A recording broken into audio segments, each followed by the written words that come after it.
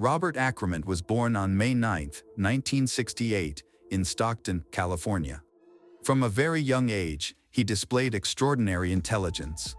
Even as an infant, he amazed those around him by forming complete sentences, leaving his mother in awe as she witnessed her son's abilities unfold.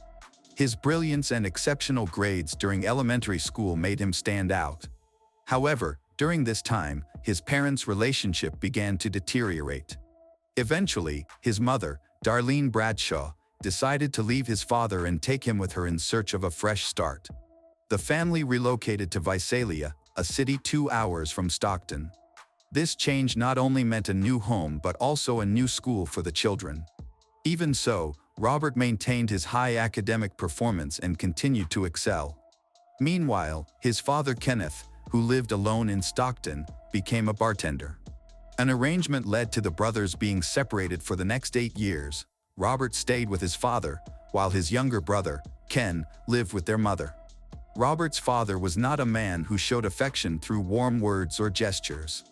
Instead of expressing his love with hugs or care, he chose to encourage Robert through material rewards. Every time the boy got a high score, his father would give him a gift, which made him always strive to achieve excellence in order to receive recognition from his father. Over time, this method of parenting deeply influenced Robert, instilling in him a strong desire to be recognized and rewarded for his achievements. Even though they lived far apart, Robert's younger brother, Ken, always admired his brother. Ken saw Robert as a leader and a source of inspiration. During his teenage years, Robert set a clear goal for himself: to fulfill his dream of joining the U.S. Air Force. Despite frequently changing schools, which affected his academic performance, Robert still graduated from high school at the age of 17. He then joined the U.S. Air Force and reported to Holloman Air Force Base in New Mexico, dedicating himself entirely to military training. While others used their free time for leisure and socializing, Robert stayed focused on his training and poured all his energy into self-improvement. His dedication didn't go unnoticed. He became a role model for others struggling to stay motivated and committed to their goals. Robert's determination and abilities earned him significant recognition, and he exceeded the high expectations placed upon him. After 2 years, Robert earned a bachelor's degree while simultaneously studying in the medical field. Having served actively in the Air Force and receiving an honorable discharge in 1988, he continued serving in the reserves until 1993. At the age of 25, he enrolled at Golden Gate University in San Francisco to pursue a master's degree in business administration. He had ambitious plans and envisioned working for another 10 years before retiring at 35. After completing his master's degree, Robert accepted a position with Roadway Trucking, located in San Bernardino County, northwest of Los Angeles.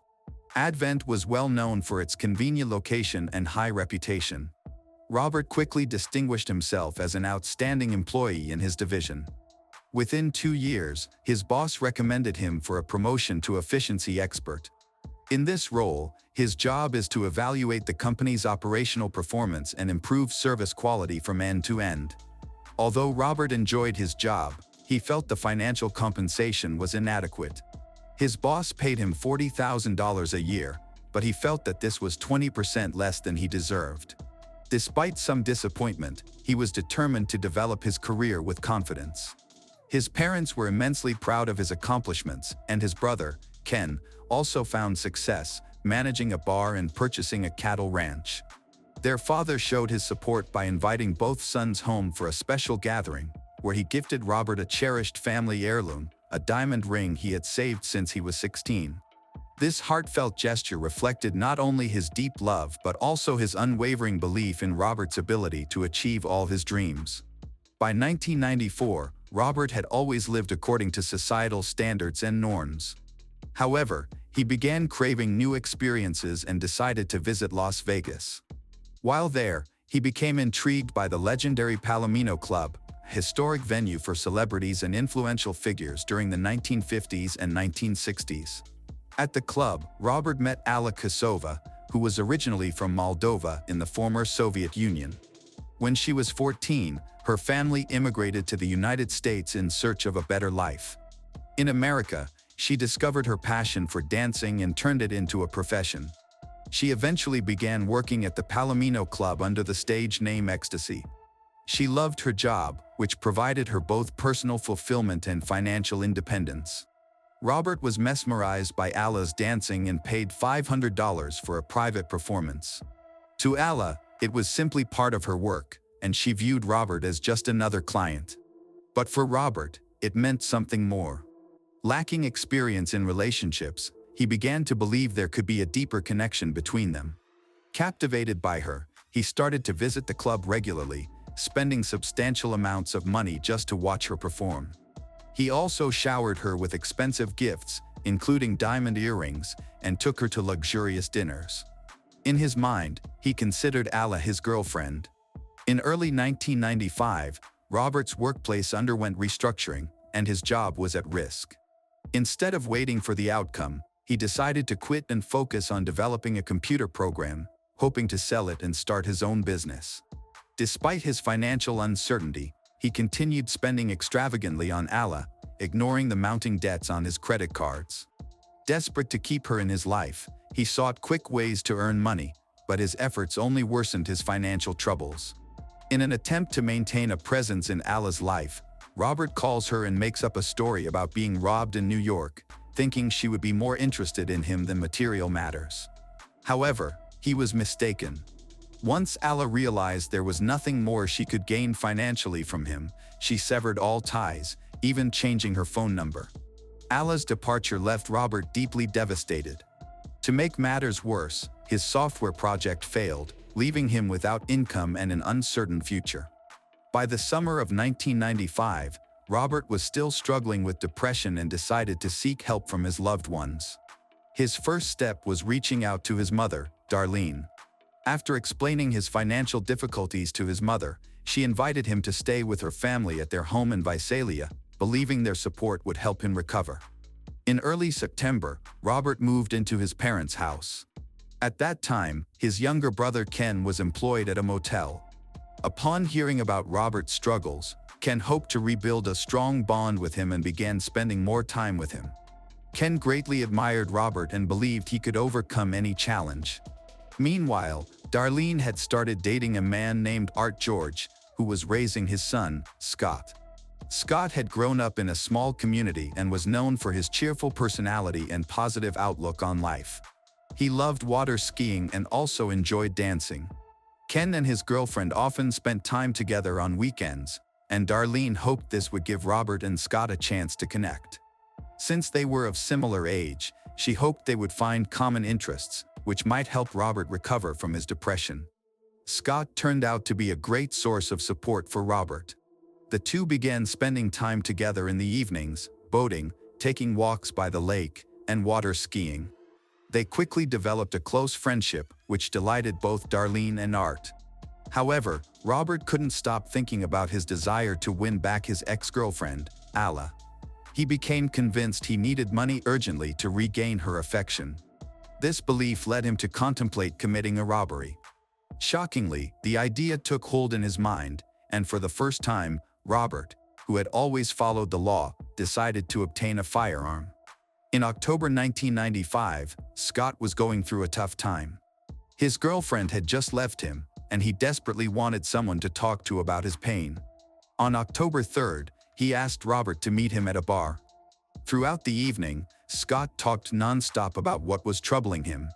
Robert, however, only pretended to listen as his mind remained preoccupied with his own financial and relationship problems. Later that night, while the two were walking home, Robert, overwhelmed by frustration, suddenly pulled out a weapon and attacked Scott. To cover up the crime, he transported the body to a wooded area and disposed of it by throwing it into an abandoned mine shaft. When Scott failed to respond to calls and remained out of contact for several hours, his mother, Art, grew worried, as this behavior was unusual for her son. After waiting until morning, she reported Scott missing to the police.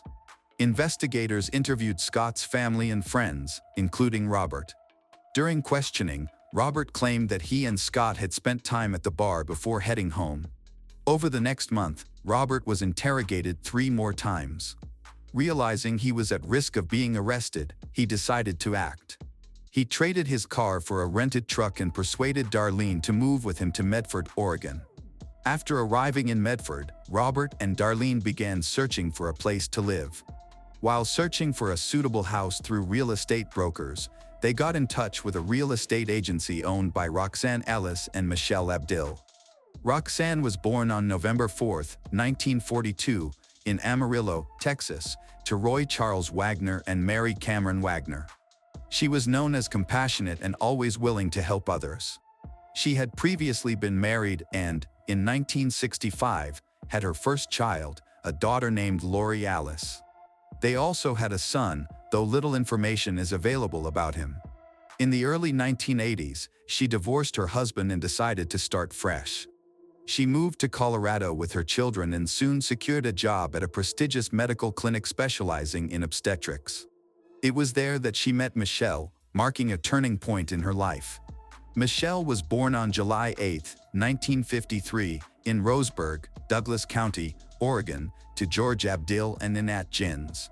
Her parents raised her with love and care.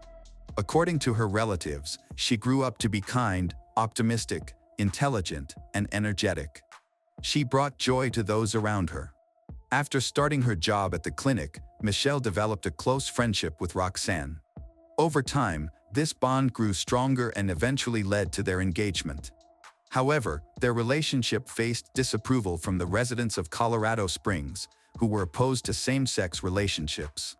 After much thought, they decided to move to Medford with Lori, as Michelle's mother had recently opened a real estate agency there. Although some friends had warned them that Medford was even more conservative than Colorado Springs, they thought that the atmosphere of a small town, where everyone knows each other, would promote friendly and supportive relationships. Michelle and Roxanne quickly earned the respect of Medford residents with their dedication and strong principles. They were soon elected to the city church council. Wasting no time, they renovated an old house they had purchased, transforming it into a beautiful home. Later, when Lori had her first daughter, they embraced their roles as loving grandmothers while continuing to manage the real estate agency, creating a warm and welcoming environment for their clients. When Robert approached Roxanne looking for housing, she offered him a free house in the Sherton Court complex. However, they couldn't come to an agreement, and Robert and his mother rented a different house. This brief interaction, however, planted a dark idea in Robert's mind. On December 4, 1995, Robert contacted Roxanne again, requesting to see the house she had previously shown him. He didn't identify himself, and Roxanne didn't ask for his name. The agency usually kept records of appointments, but this time Roxanne only recorded the time and place of the meeting. Around 11 a.m. that day, she arrived at the specified location and found Robert waiting for her. Once inside the house, Robert pulled out a weapon he had recently purchased and began threatening her, demanding a $50,000 check. He tied her up but soon realized his plan wouldn't work since the check required Michelle's signature for approval. Frustrated, Robert pressured Roxanne to call Michelle and lie, claiming her car battery was dead, to lure Michelle there. His plan worked. When Michelle arrived, Robert ambushed her and tied her up with tape, just as he had done with Roxanne. Unable to obtain the money, he forced them into a car and took them to a garage. There, he made them get into Roxanne's silver pickup truck and attacked them with a silenced gun, killing them instantly. He then placed their bodies in the trunk of a Toyota. Acting quickly, Robert drove to a location linked to a house that Roxanne had recently shown to a client. Meanwhile, Lori noticed her mother Roxanne's car parked near the property, but as she approached, the driver sped off, raising her suspicions. Concerned, Lori followed the car, determined to find her mother. The car eventually stopped, and as Lori got out of her vehicle to investigate, Robert restarted his car and sped away, leaving her alone and filled with worry. Lori returned to the parking lot and found Michelle's car. Michelle's belongings were still inside, but there was no sign of her, which terrified Lori. Realizing something was seriously wrong, she immediately reported the situation to the police. Just 5 meters from where the car containing the bodies was abandoned, Robert returned home to his mother. That evening, detectives visited the rental property and inspected Roxanne's car at the scene. However, they found no evidence of violence, no blood, biological traces, signs of a struggle, or any indication of what had happened to Roxanne and Michelle. Neighbors reported seeing a strange man entering and leaving the vacant property that night. They described him to the police, who used the information to create a composite sketch that was later published in newspapers and aired on television. Worried that his crime might soon be exposed, Robert told his mother he had found a job in Los Angeles and would be leaving shortly. The disappearance of Roxanne and Michelle was solved on December 7th. A cable repair worker noticed a thick, reddish liquid dripping from under the chassis of a pickup truck. Curious, he approached to investigate and found the bodies of the two women in the trunk, partially concealed by cardboard boxes. Shocked by the discovery, he immediately reported the incident to the police. When the police arrived at the scene and conducted their investigation, they found that the repairman closely matched the sketch of the suspect. He was promptly arrested. Upon searching the vehicle, detectives concluded robbery was unlikely, as nothing valuable was missing. Blood tests confirmed that Roxanne and Michelle had been shot inside the truck, and 4 bullet casings were found. No fingerprints were found, but male footprints were spotted near the scene. Forensic analysis revealed green polyester fibers around the wounds, indicating that the shooter used a blanket or similar material to muffle the gunshots. Additionally, Roxanne had a cut on her leg from tape used to tie her up. Using this evidence, investigators pieced together the sequence of incidents from Roxanne's home to the garage and, ultimately, to the truck. Believing fingerprints might still be present on the tape, investigators examined it using infrared light and chemicals. They successfully retrieved 2 clear prints, which did not match the detained electrician, clearing him of suspicion. While one team investigated the crime scene, another traced phone calls made to Roxanne. The calls were linked to the Tiki Lodge motel. However, issues with the motel's phone records made it impossible to determine the exact room or caller. With 30 occupied rooms, most paid for in cash by transient guests, identifying the perpetrator became an exceptionally difficult task. At that time, Darlene, Robert's mother, began to worry that her son might be involved in the murder that had shocked the public.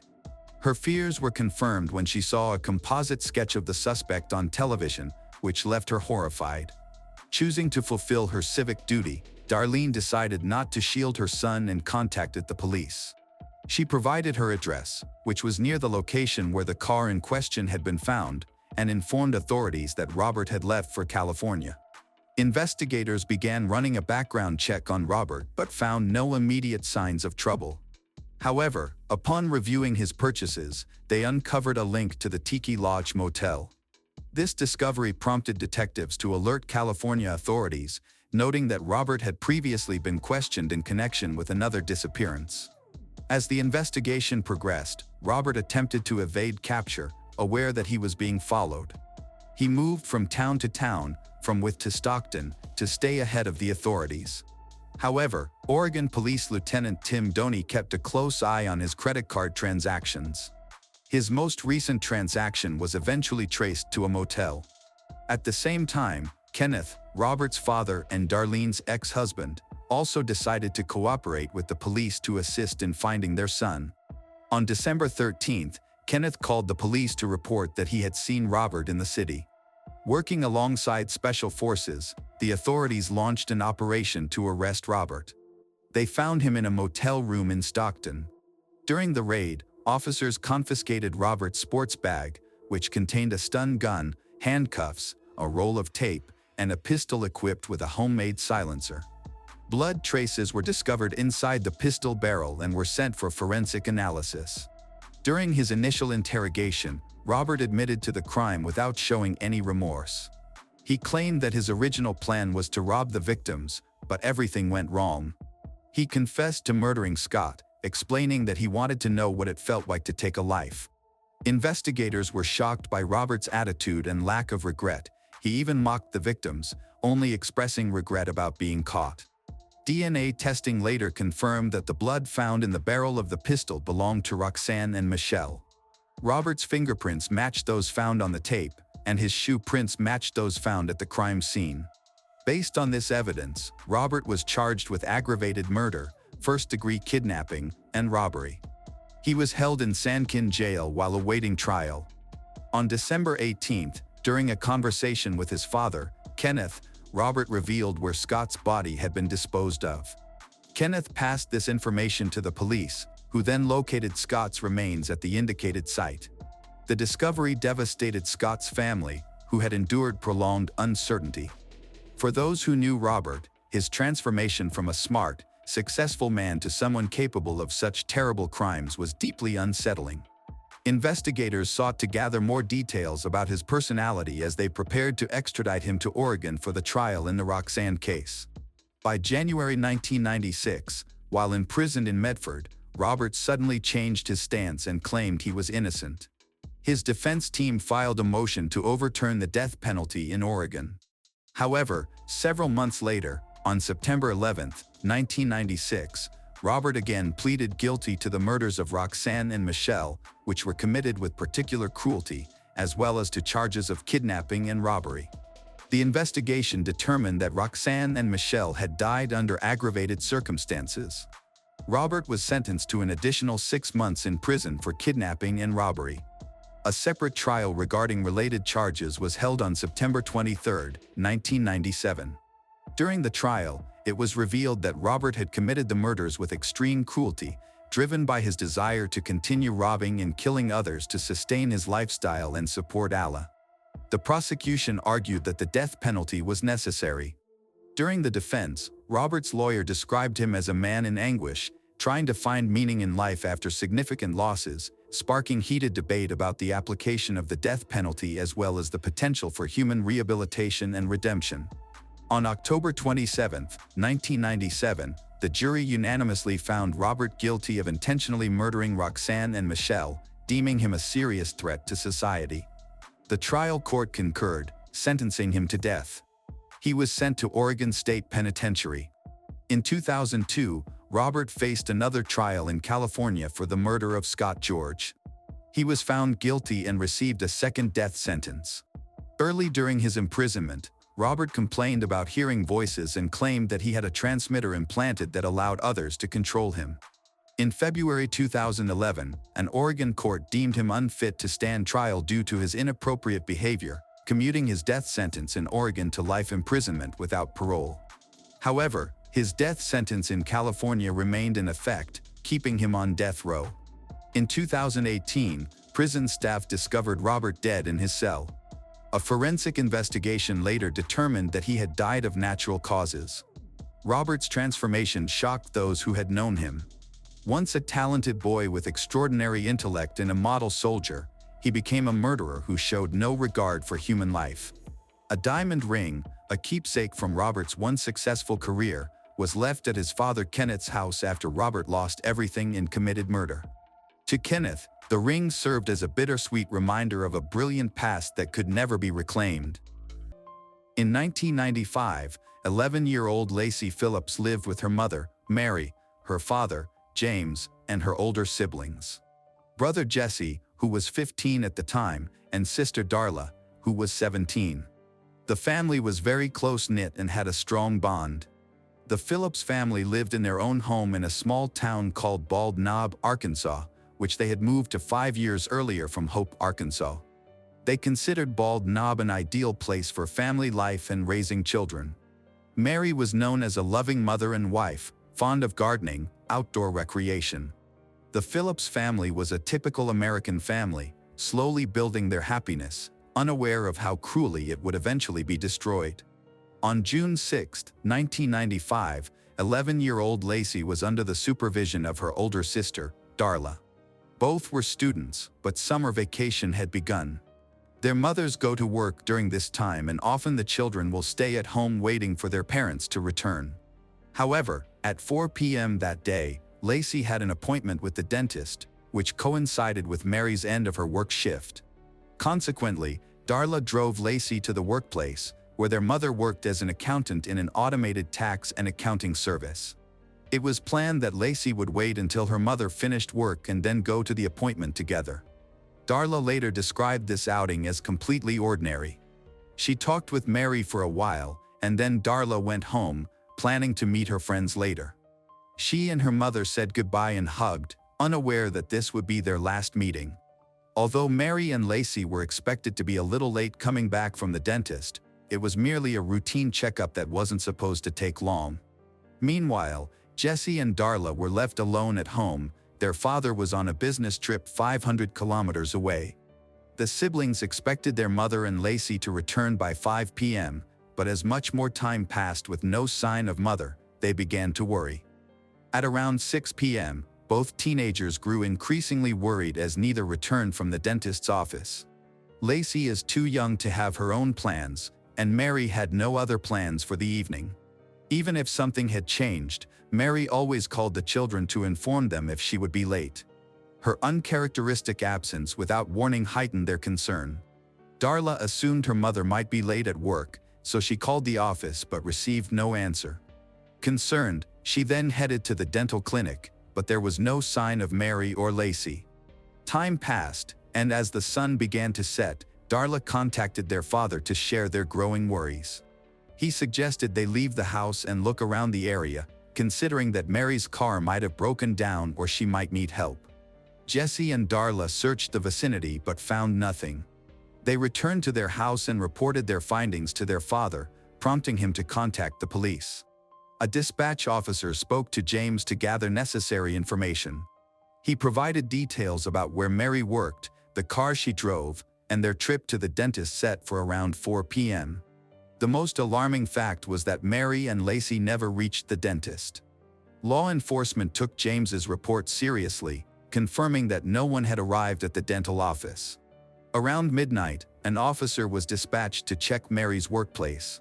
Upon arrival at the parking lot in front of the building, the patrolman noticed a pickup truck parked alone. After checking the license plate, he confirmed it was indeed Mary Phillips' vehicle. This discovery intensified fears that something had gone terribly wrong. The car was intact and locked, so the officer decided to check the office where Mary worked. He knocked on the door, which surprisingly opened because it was unlocked. Upon entering, he found the lights were off and had to use a flashlight to explore. It was then that he discovered something horrifying: the body of a woman covered in blood, with her hands tightly bound behind her back. A cord from a household appliance was wrapped around her neck, and her clothes were pulled down. The officer immediately realized she had been brutally beaten. A pulse check indicated she was dead. The body was cold, suggesting she had been killed hours earlier. The office resembled the aftermath of a violent struggle, with blood scattered around, intensifying concerns that the perpetrator might still be present. The patrolman called for reinforcements and continued to carefully inspect the rooms while waiting for his colleagues to arrive. He checked the office and then moved to the utility rooms, where he noticed a trail of blood leading to another door, which was also unlocked. He entered without any problems and saw a gruesome scene. In the middle of the room was a chair to which a girl was tied, also covered in blood. There was especially a lot of blood. Her face showed clear signs of having received several blows to the head. Thought the girl was dead, he managed to take several pictures of the second victim when she suddenly woke up, opened her eyes, and looked in his direction. Later, the police officer recalled this moment as one of the most terrible and unexpected in his life, as if he had seen a dead person returning to life. The patrolman immediately turned to his colleagues and, in addition to requesting reinforcements, asked them to call for doctors. He freed the girl and tried to provide first aid, but it quickly became obvious that she was in serious condition and that only doctors could fully help her. Despite her injuries, she was conscious and could speak. She clearly stated that her name was Lacey Phillips. The only thing that worried her was her mother's condition. She asked several times what had happened to Mary and if everything was okay with her, but the policeman distracted her from these troubling thoughts, not telling her the truth. The medics arrived a few minutes later, and Lacey was urgently taken to the nearest medical facility. On the way, she regained consciousness and then lost it again. Lacey had sustained a serious head injury from several strong blows to the head with a blunt object. Additionally, marks were found on her neck indicating strangulation, and in addition to sustaining a fracture in her cranial vault, she had a broken jaw. Mary's husband, James, was notified that something had happened to his loved ones but was given no details. He immediately packed his things and left for the city to see his daughter in the hospital to support her. He was shocked and did not understand what had happened to his family. Now, the doctors did not dare to provide a prognosis on whether the Phillips' youngest daughter, Lacey, would survive. An even greater blow was the death of 34-year-old Mary. She could not be saved and had died before the patrolman arrived. Forensic experts worked at the crime scene but were unable to find any clues that would lead to the criminal. Their only hope was Lacey, who had miraculously survived the attack, and they awaited news from the medical center with excitement. A few hours later, doctors managed to stabilize Lacey's condition. The morning after the attack, on June 7th, she woke up in hospital. She was in the intensive care unit, and they were finally able to communicate. Despite her traumatic brain injury, she remembered perfectly what had happened. Later, Lacey admitted that all of it was captured in her memory. Lacey began to recount the frightening details of how her older sister had taken her to their mother's workplace at about 3 p.m. She remained in the office until 3:45 p.m., as both of them were getting ready to go to the dentist's office for a routine checkup. The workday was almost over. But a few minutes before it ended, an unfamiliar man entered the office. He immediately headed to the desk where Mary worked. She and Mary looked at him and even stepped back. There was something frightening in his gaze, but they thought he was just a client who had come into the office. When the stranger raised his hands, it became obvious that he was not there for advice. He was wearing latex gloves. In one hand, he held a roll of wire, and in the other, a gun with which he threatened Mary and Lacey. The man announced that it was a robbery. Mary tried to cover herself and protect her daughter, but he pushed Mary's aside, knocked her to the floor, and began tying her wrists behind her back with the wire.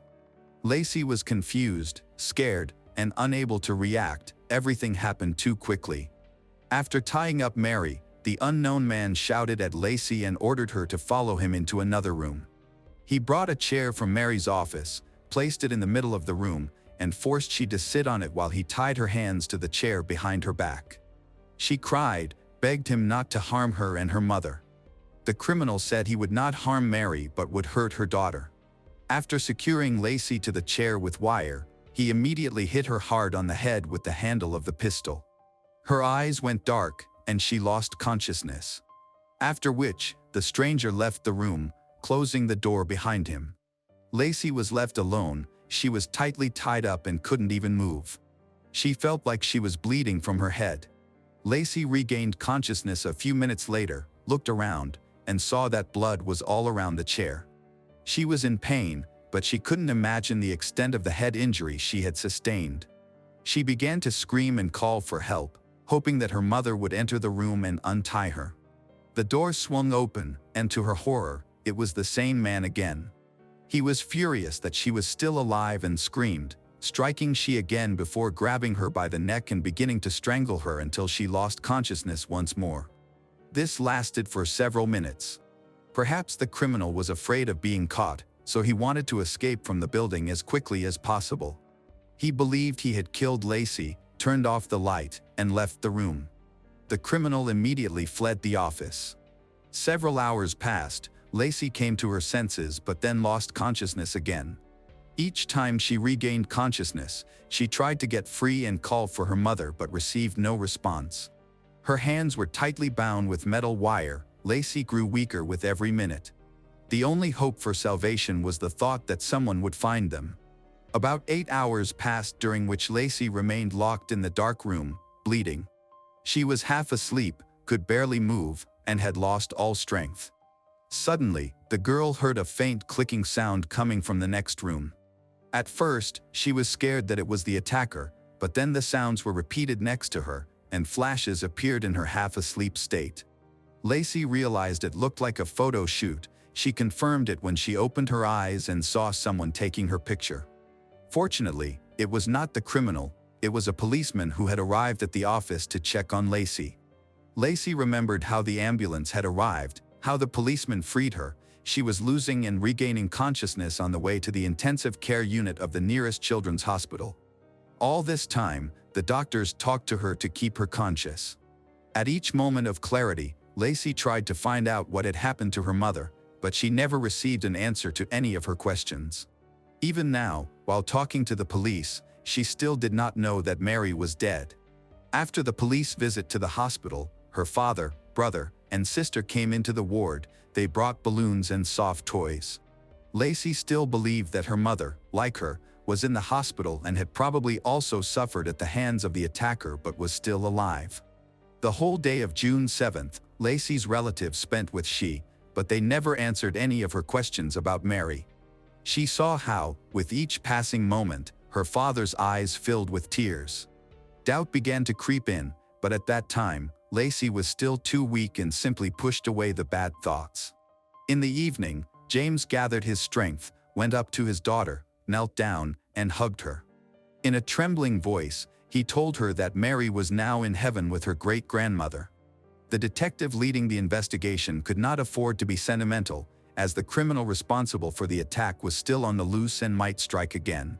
The local residents were in danger, and the bloodthirsty killer had to be stopped urgently. When Lacey found out about this, she realized with horror that she was the only chance for the police to catch the criminal. She also understood that she was in great danger and that the attacker might return to eliminate her as an unwanted witness. In the office where he committed the murder and attempted murder, the stranger left no traces. He managed to avoid leaving evidence by using latex gloves, which Lacey reported. However, he left biological fluids after abusing Mary, but their examination would take time, and the research capabilities of that era were much more modest. Therefore, the results only allowed the police to limit the circle of suspects, which at that point was not substantial. The criminal was likely an experienced killer. He knew how to avoid being caught, acted covertly, and used gloves. However, the police still had the main source of information, Lacey. She remembered the attacker perfectly and provided a very detailed description, including the smallest details of his clothing, appearance. Having learned that this man had taken her mother away from her, she was determined to bring him to justice.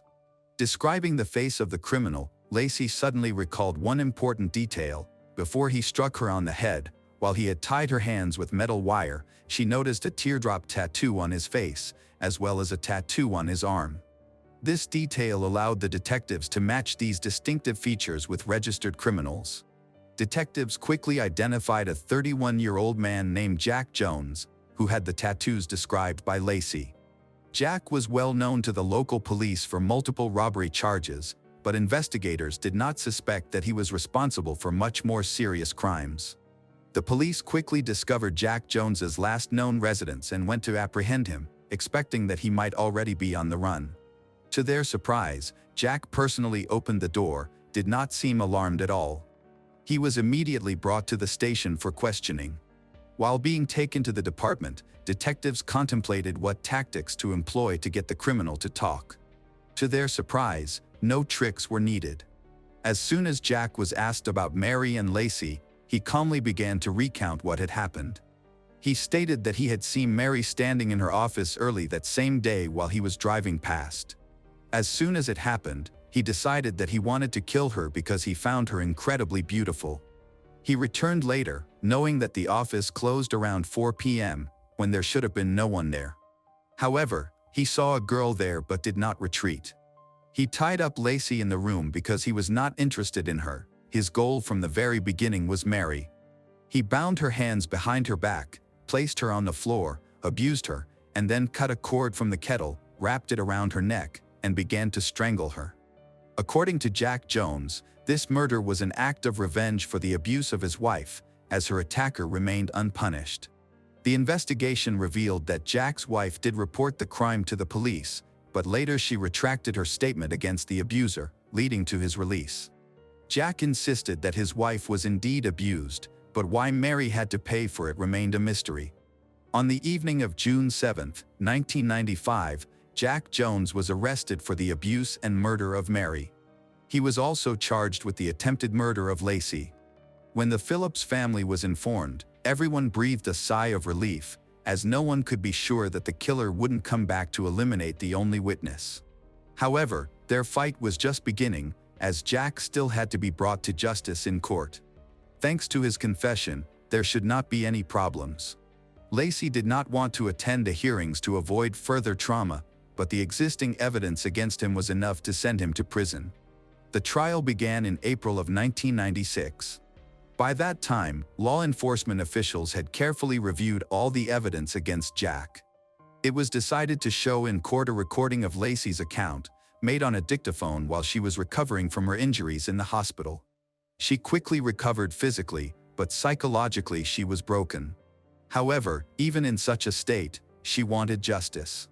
The defense attorney tried to refute her statement, but the jury did not believe him. The defendant himself pleaded not guilty by reason of insanity, claiming that he was not himself during the attack on the mother and daughter because he was treating his bipolar disorder with illegal drugs. His arguments about a difficult childhood were also unconvincing. Ultimately, the jury found Jack Jones guilty on all counts. For the murder of Mary Phillips, he was sentenced to death by lethal injection. For the brutal beating of Lacey, he received a life sentence along with an additional 30 years and a fine of $15,000 for the attempted murder of Lacey. But this was not the end of Jack's criminal story. While on death row, he confessed to another murder, that of 32-year-old Lori Barrett. This incident occurred during her 5-day vacation in Fort Lauderdale, Florida, where she planned to visit friends.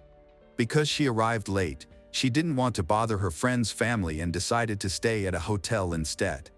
That evening, Barrett went to a local bar to relax after her trip. There, she met a young man with several tattoos. According to several witnesses who spoke to the police, Barrett was seen drinking with the stranger until about 2 a.m. in the hotel patio. After that, they went up in the elevator together, presumably to her room. The next day, she failed to show up for a planned barbecue with her friend. Later, a cleaning lady went to her room and found her body, which had been abused and strangled. Jack Jones confessed to this murder in 2005, claiming that he liked Barrett right away, and they spent the whole evening together before going up to her room. However, the details of what happened next and the reason for the attack remain unknown, as Jack refused to disclose them. For the trial related to this case, he was extradited to Florida and received a life sentence without the possibility of parole, after which he was returned to Arkansas to await execution. Interestingly, Jack Jones could have been caught and convicted of this crime while it was still being committed. A composite sketch was created based on witness statements and footage from the hotel's security cameras. His sister identified him after seeing the sketch in a newspaper and showed it to their father, who insisted that she never talk about the event or show Jack's image to anyone else. She complied, remaining silent. Jack's father then put him on a bus and sent him to Arkansas to prevent anyone from recognizing him based on the composite sketch. Unfortunately, it cost Mary Phillips her life. When Jack's family was questioned about the story, they admitted that they knew their son had met with Barrett before the attack but did not believe that Jack could be involved in such a brutal crime. Consequently, the father decided not to contact the police. They described Jack as a very complex person who grew increasingly gloomy and cruel with age, taking out his anger not only on his siblings but also on his parents. However, they justified his behavior until the last moment, believing he could be loving and gentle. They did not think he was capable of murder. On April 24, 2017, 52-year-old Jack Jones was executed for the murder of Mary Phillips at the Cummins unit, along with abuser-murderer Marcel Williams, marking the first double execution in the country in 17 years. Jones and Williams were 2 of 4 inmates executed in Arkansas in April 2017, the other 2 being convicted murderers Liddell Lee and Kenneth Williams. Jones's last meal consisted of fried chicken, fries with tartar sauce, beef jerky, 3 candy bars, a chocolate milkshake, and juice. Lacey, now grown, was present at the execution. When Jack was given his last words, he turned to the victim's daughter, tenderly called her by name, and claimed that he had perceived her as his daughter all his life. Naturally, this only caused her disgust and anger. After the execution, it was revealed that Jack Jones was involved in another murder. Just before his execution, he gave his sister a letter he had written in 2006, with instructions to open it a year after his execution. She respected his request. When she finally opened the letter from her brother, she read a terrible confession. On May 2, 1983, 20-year-old Regina Harrison left her house in the evening to ride her bike. At that time, 19-year-old Jack Jones was riding his bike towards the beach. He meets Regina, who catches his eye and secretly follows her to a deserted street where he attacks, abuses, and kills her. They began to search for her that same evening after Regina did not return home at the appointed time. The next day, her body was found in a nearby park with signs of abuse and strangulation, which became the cause of death. During the investigation of this crime, detectives found a witness who identified the criminal as Ronald Stewart, who was passing by the park at the approximate time of the murder. In January of 1985, Ronald pleaded guilty and was then sentenced to 50 years in prison. He died behind bars of cancer in 2008. It later turned out that the only reason an innocent man took the blame was that Ronald Stewart had already committed a series of abuses of other girls. He had been convicted of those crimes and was now afraid of the death penalty, so he made a deal with the prosecution and pleaded guilty to second-degree murder. Ronald never denied his guilt during his lifetime, but DNA testing later showed that he was not guilty of Regina's murder. After Jack Jones' sister, Lynn, went to the police and handed over the letter confessing to the murder, DNA testing was conducted, and in February 2019, his words were officially confirmed: Jack was behind Regina's murder. Before the execution, he lost one of his legs due to diabetes. He stated that he was ready to die, and it remains unknown why he confessed to the murders of Mary and Barrett but did not do the same regarding Regina Harrison until he only mentioned it in a letter to his sister. After the execution, it became official that Jack had killed at least 3 young women. Law enforcement officials now believe that he could have been involved in more brutal crimes. Mary's widower, after Jack's death, spoke out against people who expressed support for the criminal. There were supporters of the killer who believed that he deserved a lighter sentence and demanded that the execution be cancelled. However, James said that he did not believe they would have maintained such a loyal attitude towards the criminal if he had killed their loved ones. Lacey, after talking to journalists, said that she could finally move on with her life. Justice had finally prevailed, and this dangerous criminal would no longer be able to harm anyone. However, even despite the execution, she believed that she would never be able to completely free herself from the consequences of the horror she had endured.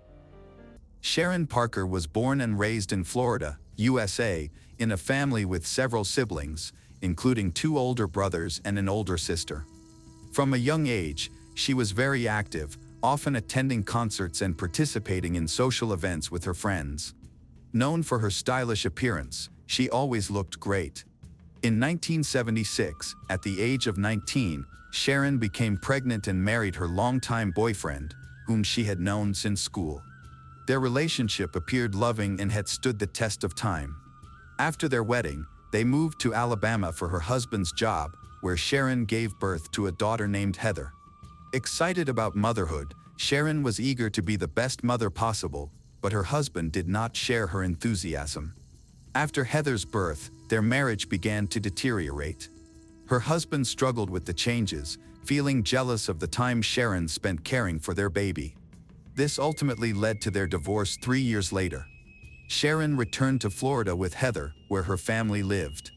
She settled in Fort Myers, close to them, and focused on raising her daughter while working. The father was largely indifferent to the child, so Sharon tried to compensate for the shortcomings in her daughter's life. Initially, Sharon found work as an assistant accountant at a local hospital. Realizing she needed support, she sought a new partner who could be a father figure for Heather and help her have more children. This hope came to fruition when her mother introduced her to Gary Parker, a builder who was studying to become an engineer. Sharon felt an instant connection, describing it as love at first sight. They quickly began a romantic relationship and married a few months later. A year after their wedding, Sharon became pregnant again and gave birth to twin boys, Jacob and Joshua. By that time, Heather was older and eagerly participated in taking care of her brothers, feeling proud to be an older sister and helping with their upbringing, especially when their mother was busy. The Parkers were a happy family. Gary is a good man. He always takes care of his wife's daughter and creates a loving environment for her. After the birth of their twins, Jacob and Joshua, their bond grew even stronger. They seemed to have the perfect family, enjoying barbecues on Sundays and camping in their backyard. It appeared as though they had a bright future ahead, filled with the joys of aging together and raising grandchildren. Unfortunately, their dreams would not come to fruition. Sharon was an excellent mother and a lively young wife who brought warmth and support to the family. As a homemaker, she managed the household while Gary worked to provide for them. They hadn't planned on having more children, but in the fall of 1989, Sharon announced that she was pregnant. They were overjoyed and eagerly anticipated the arrival of their new baby. On March 19, 1990, they welcomed a daughter named Julie. Sharon was thrilled, and Gary shared in her excitement. 10 days after Julie was born, the family planned a big celebration for their relatives and close friends. A large sign hung outside their house to announce that they had had another daughter. By this time, Jacob and Joshua were 6 years old, and Heather was already a high school student. Guests were expected to arrive on the evening of March 29, 1990. As usual, Gary and Sharon woke up that morning, took the kids to school, then Gary went to work while Sharon prepared for the party and cared for Julie. Jacob and Joshua were excited about the evening's events. Once their classes ended, they hurried home. However, as they approached the house, they found it unusually dark inside. Upon entering, they were met with an eerie silence. Their mother, Sharon, always greeted them at this time, often standing by the window to watch for them. She would help them take off their coats as part of their daily routine. So, when she didn't come out to greet them, the boys grew concerned. Initially, they thought she might be unwell and called for her, but there was no response.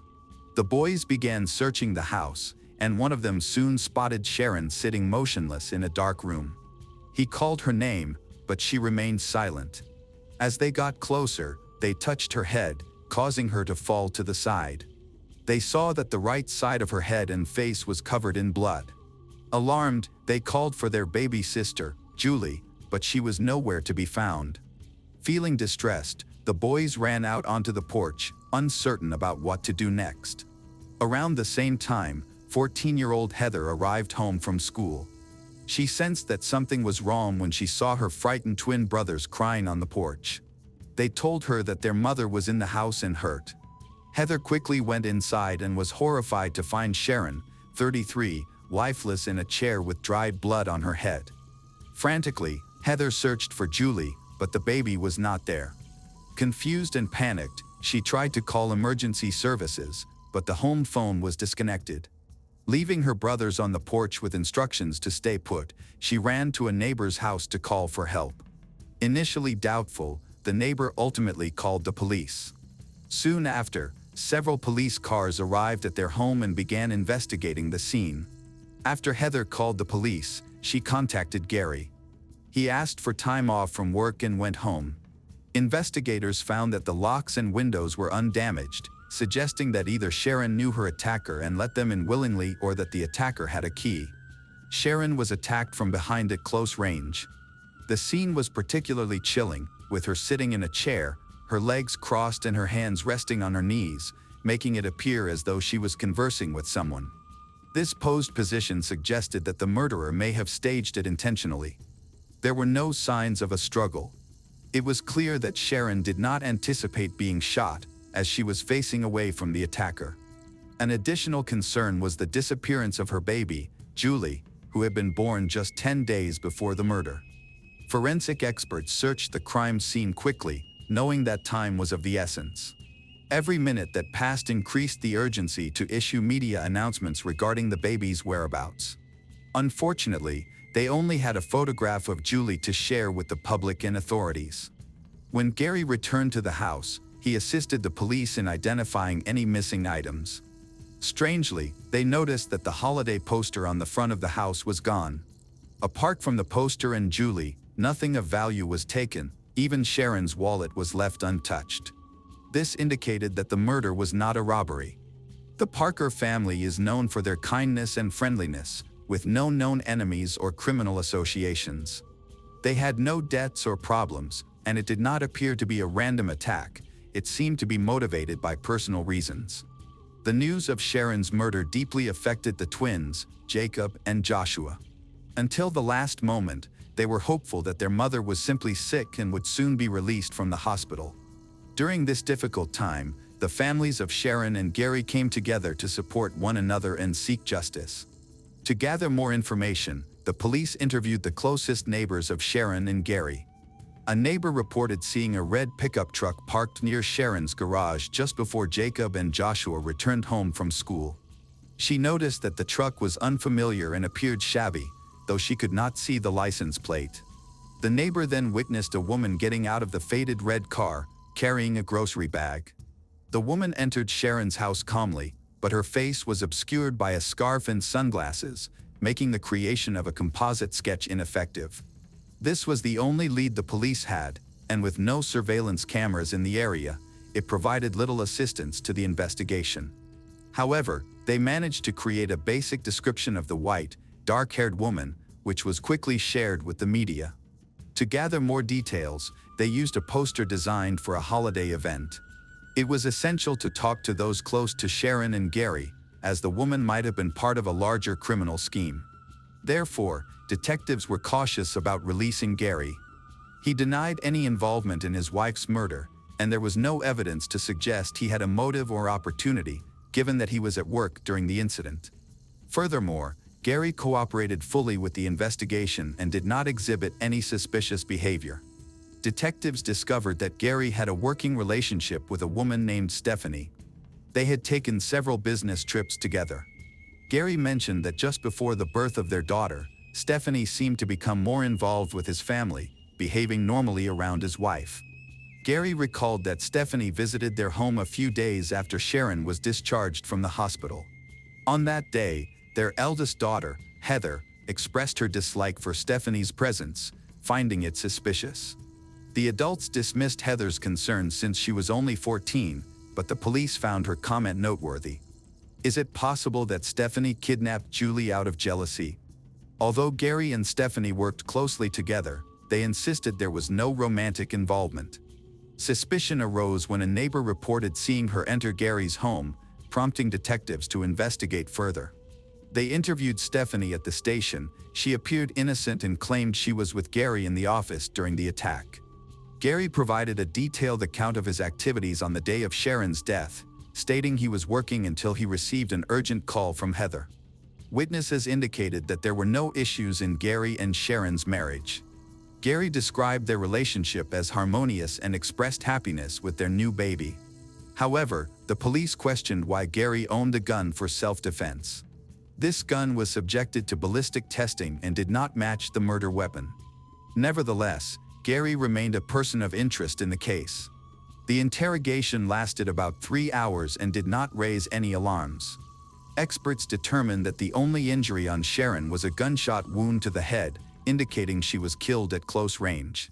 No DNA belonging to the killer was found under her fingernails. Meanwhile, a sketch of the suspect, based on a neighbor's description, was widely circulated in the media, resulting in around 100 tips to the police, most of which were deemed unreliable. However, one tip stood out. A woman named Peggy Mason came to the station, confidently claiming to know the identity of the perpetrator based on the police sketch. According to Peggy, she worked as a waitress at a restaurant with a coworker named Craig Kirk, who had a wife named Betty. She recalled that the day before the crime, on March 28, Craig happily told her that Betty was pregnant and could give birth soon. He mentioned this but couldn't provide an exact date for the birth. The day after the tragedy involving Sharon, Craig and Betty had a child together. This could have been a coincidence, but there were many odd details that made Peggy suspicious. A week before the supposed birth, Peggy had seen Betty in the restaurant and noticed that she didn't appear to be pregnant. Her belly seemed fake. By that time, her pregnancy should have exceeded 43 weeks, yet she seemed to be enjoying herself without going to the hospital to induce labor, which seemed strange. When Peggy mentioned these concerns to Craig, he shrugged them off, citing rare cases where pregnancies can behave unusually. However, Peggy felt he was not being truthful. Right after Sharon's murder, Craig and Betty celebrated the birth of their baby, and Peggy, having been invited, attended the party. She was surprised at how quickly Betty and the newborn were discharged from the hospital and returned to normal life. Betty seemed at ease, almost as if she hadn't just given birth. As a mother of 3 herself, Peggy doubted that the child had been born just a day earlier. However, it was hard to confirm her suspicions since Betty kept the baby at a distance from the guests, refusing to show her and attributing her behavior to postpartum depression and medication. Towards the end of the party, Peggy managed to get close enough to the baby to inspect her more closely. She noticed that the baby had short hair, as if it had already been shaved, and the baby did not resemble either of its parents, Betty or Craig. When Peggy shared her suspicions with Betty, the woman became angry and quickly sent all the guests away, particularly upset with Peggy. She questioned where a newborn could come from. After seeing the sketch in the media and hearing about what happened to Sharon, Peggy began to connect the dots and suspected that Betty or Craig might be involved in the case. The detectives became interested in this new lead and decided to investigate Betty.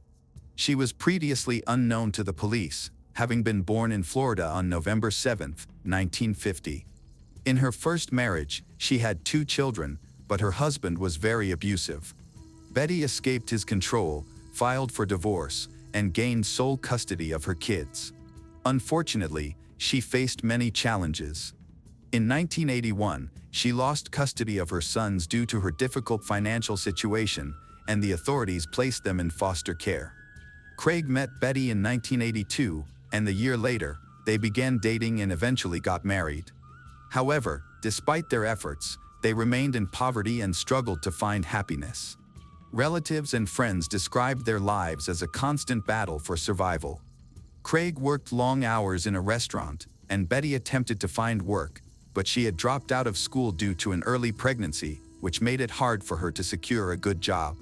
They lacked stability and prosperity, but both tried hard to improve their situation. Betty desperately wanted to become a mother. She loved Craig and hoped they could have a child together, but despite trying for many years and even seeking medical help, they were unsuccessful. To fulfill her longing for motherhood, Betty worked in various child-related jobs, such as being a Girl Scout leader and performing as a clown at children's events. During this time, she had a minor legal issue when she forged a check, but she quickly resolved it by paying restitution, which meant there was no official record of the offense. For some time, it seemed that Betty and Craig had accepted that they might never become parents. However, Betty was increasingly anxious about possibly losing Craig to a younger woman who could have children. At the end of the year, she surprised her husband and friends with the exciting news that she was finally pregnant. Betty appeared to be pregnant, as her belly was growing. On the evening of March 29th, she returned home with a girl she named Laura. This seemed unusual because she had been discharged from the hospital right after giving birth. Now their family had grown to 3, and they shared their happy news with loved ones. Detectives went to the restaurant where Craig worked, but he was off that day. They found his home address and went to check if he was there. When Craig opened the door, he was visibly intoxicated and struggled to stay upright. He was confused about why the detectives had come to his home. The house was chaotic and unsanitary. The only clear thing Craig could communicate was that they had recently had a baby. He claimed he was celebrating this event, which was why he was drunk. Betty and baby Laura were also present. Betty confirmed that she had just become a mother and had returned from the medical center a few days prior. She stated that the baby was born in a hospital and that they were discharged immediately due to no complications. However, when questioned, she had difficulty remembering the name and address of the hospital. She eventually said it was a hospital on Michigan Avenue, but the detective's investigation revealed that there was no maternity ward there. Additionally, she could not present a birth certificate, claiming it was lost in the mess around them. When investigators examined the baby, they noticed that the child did not resemble either Craig or Betty. Despite these inconsistencies, the detectives decided against detaining Craig and Betty, as they wished to handle the situation delicately to avoid escalating tensions. Meanwhile, an unmarked car, driven by a woman possibly connected to the situation, left the house while the police were merely observing the family. Shortly after the police left, Betty began causing trouble by carrying and packing items from the house and loading large boxes into her car. Investigators identified a faded red pickup truck that matched the description provided by a neighbor. Betty then got into the car and drove off, with detectives following her at a distance. They eventually decided to pull her over and inspect the vehicle. Inside, they found numerous boxes but no sign of the child. The detectives returned to Betty's home, where they discovered that the baby was with Craig. They considered this a danger to the child's safety and called in Child Protective Services to have the child taken away. Fortunately, the child was unharmed and was quickly taken to the hospital, where an examination confirmed her well-being. Meanwhile, Craig was brought in for questioning. He was surprised by the situation, expressing disbelief about the events. He claimed to have no knowledge of Sharon's case and believed that Betty couldn't be pregnant by him since their relationship had deteriorated and they hadn't been intimate for years. Craig thought his wife might have had an affair but had accepted the idea of her pregnancy and the baby. However, the investigation revealed a more troubling scenario. Craig possessed a pistol that was taken for analysis because the authorities suspected it might be the weapon used to kill Sharon. Despite this, ballistic tests did not confirm its involvement. Craig provided a crucial lead, mentioning that Betty owned a similar pistol of the same caliber, which was never found, suggesting it had been disposed of by her. After hours of questioning, Craig seemed to genuinely believe that his wife was pregnant with another man's child and showed little interest in knowing more. Medical tests later confirmed that the child was Julie, the kidnapped daughter of Sharon and Gary. During her interrogation, Betty was asked if she recognized Sharon Parker. She replied that she had seen Sharon on television and then confessed to killing Sharon. Betty met Sharon and her twins, Jacob and Joshua, while enjoying a day at the mall. They struck up a conversation, and during their chat, Betty revealed that she had recently experienced a miscarriage, a shared concern that connected her to Sharon. Betty mentioned that she was pregnant again and was seeking support. The police confirmed that Betty had indeed become pregnant in early 1989 but had suffered a miscarriage shortly after, which was likely devastating for her. Her marriage was struggling, and she was desperately trying to keep her husband, motivated by a strong desire for a child. Feeling a bond, they exchanged phone numbers before parting ways. Later, Betty learned that Sharon had given birth to a baby girl. At that time, newspapers published the names of newborns, including the parents' contact information, making it easy for friends and family to send congratulations. This information helped Betty locate the Parkers' residence. She claimed she simply wanted to visit Sharon and congratulate her on the arrival of her new baby. When Betty arrived, Sharon recognized her and expressed joy. She handed Betty some money to buy groceries, which is why a neighbor saw Betty carrying a grocery bag near Sharon's house. However, when Betty entered the home and handed Sharon the groceries, the gun she carried for self-defense accidentally discharged, killing Sharon instantly. Betty stated she was in shock and initially considered fleeing but couldn't abandon the baby out of concern for the child's safety. She decided to take the baby with her, genuinely believing it was an accident and insisting that she should be released from custody. Naturally, Betty was arrested. Her account did not align with the crime scene or the reconstructed events. Soon after, she ceased cooperating with investigators and requested a lawyer. During a search of her home, authorities discovered numerous newspaper clippings featuring the names of newborns, specifically girls, indicating her troubling obsession with female infants. The investigation revealed that Betty had met some of these families, frequently introducing herself to medical professionals. However, her odd behavior raised suspicions, leading some to confront her and ultimately ask her to leave. Notably, prior to Sharon's case, she had not brought a firearm, which proved critical to the tragic outcome. In 1991, Betty's trial commenced. The prosecution charged her with first-degree murder and kidnapping. Betty maintained that the shooting was an accident and declared her innocence. She attempted to portray her actions regarding the child in a positive light within her narrative, but no one believed her.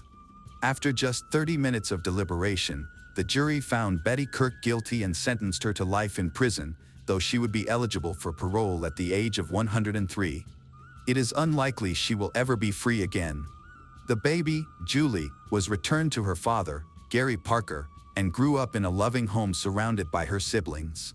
Gary committed himself to raising his children well, providing them with education and parental love. Welcome back, mystery lovers. Today's case is going to keep you on the edge of your seat. The case of the Watts family. Shannon Razusek, 34, and her husband, Christopher, 33, have two daughters, Bella, 4, and Celeste, 3. Both are from North Carolina and met on Facebook. Initially, she did not accept her proposal. When Shannon faced difficulties in her life, Christopher supported her, and their relationship began to grow rapidly from that point. They relocated to Frederick, Colorado, where they got married on November 3, 2012, and decided to start a family despite facing challenges. At that time, Shannon was informed that she might not be able to have children due to her lupus diagnosis, an autoimmune disease.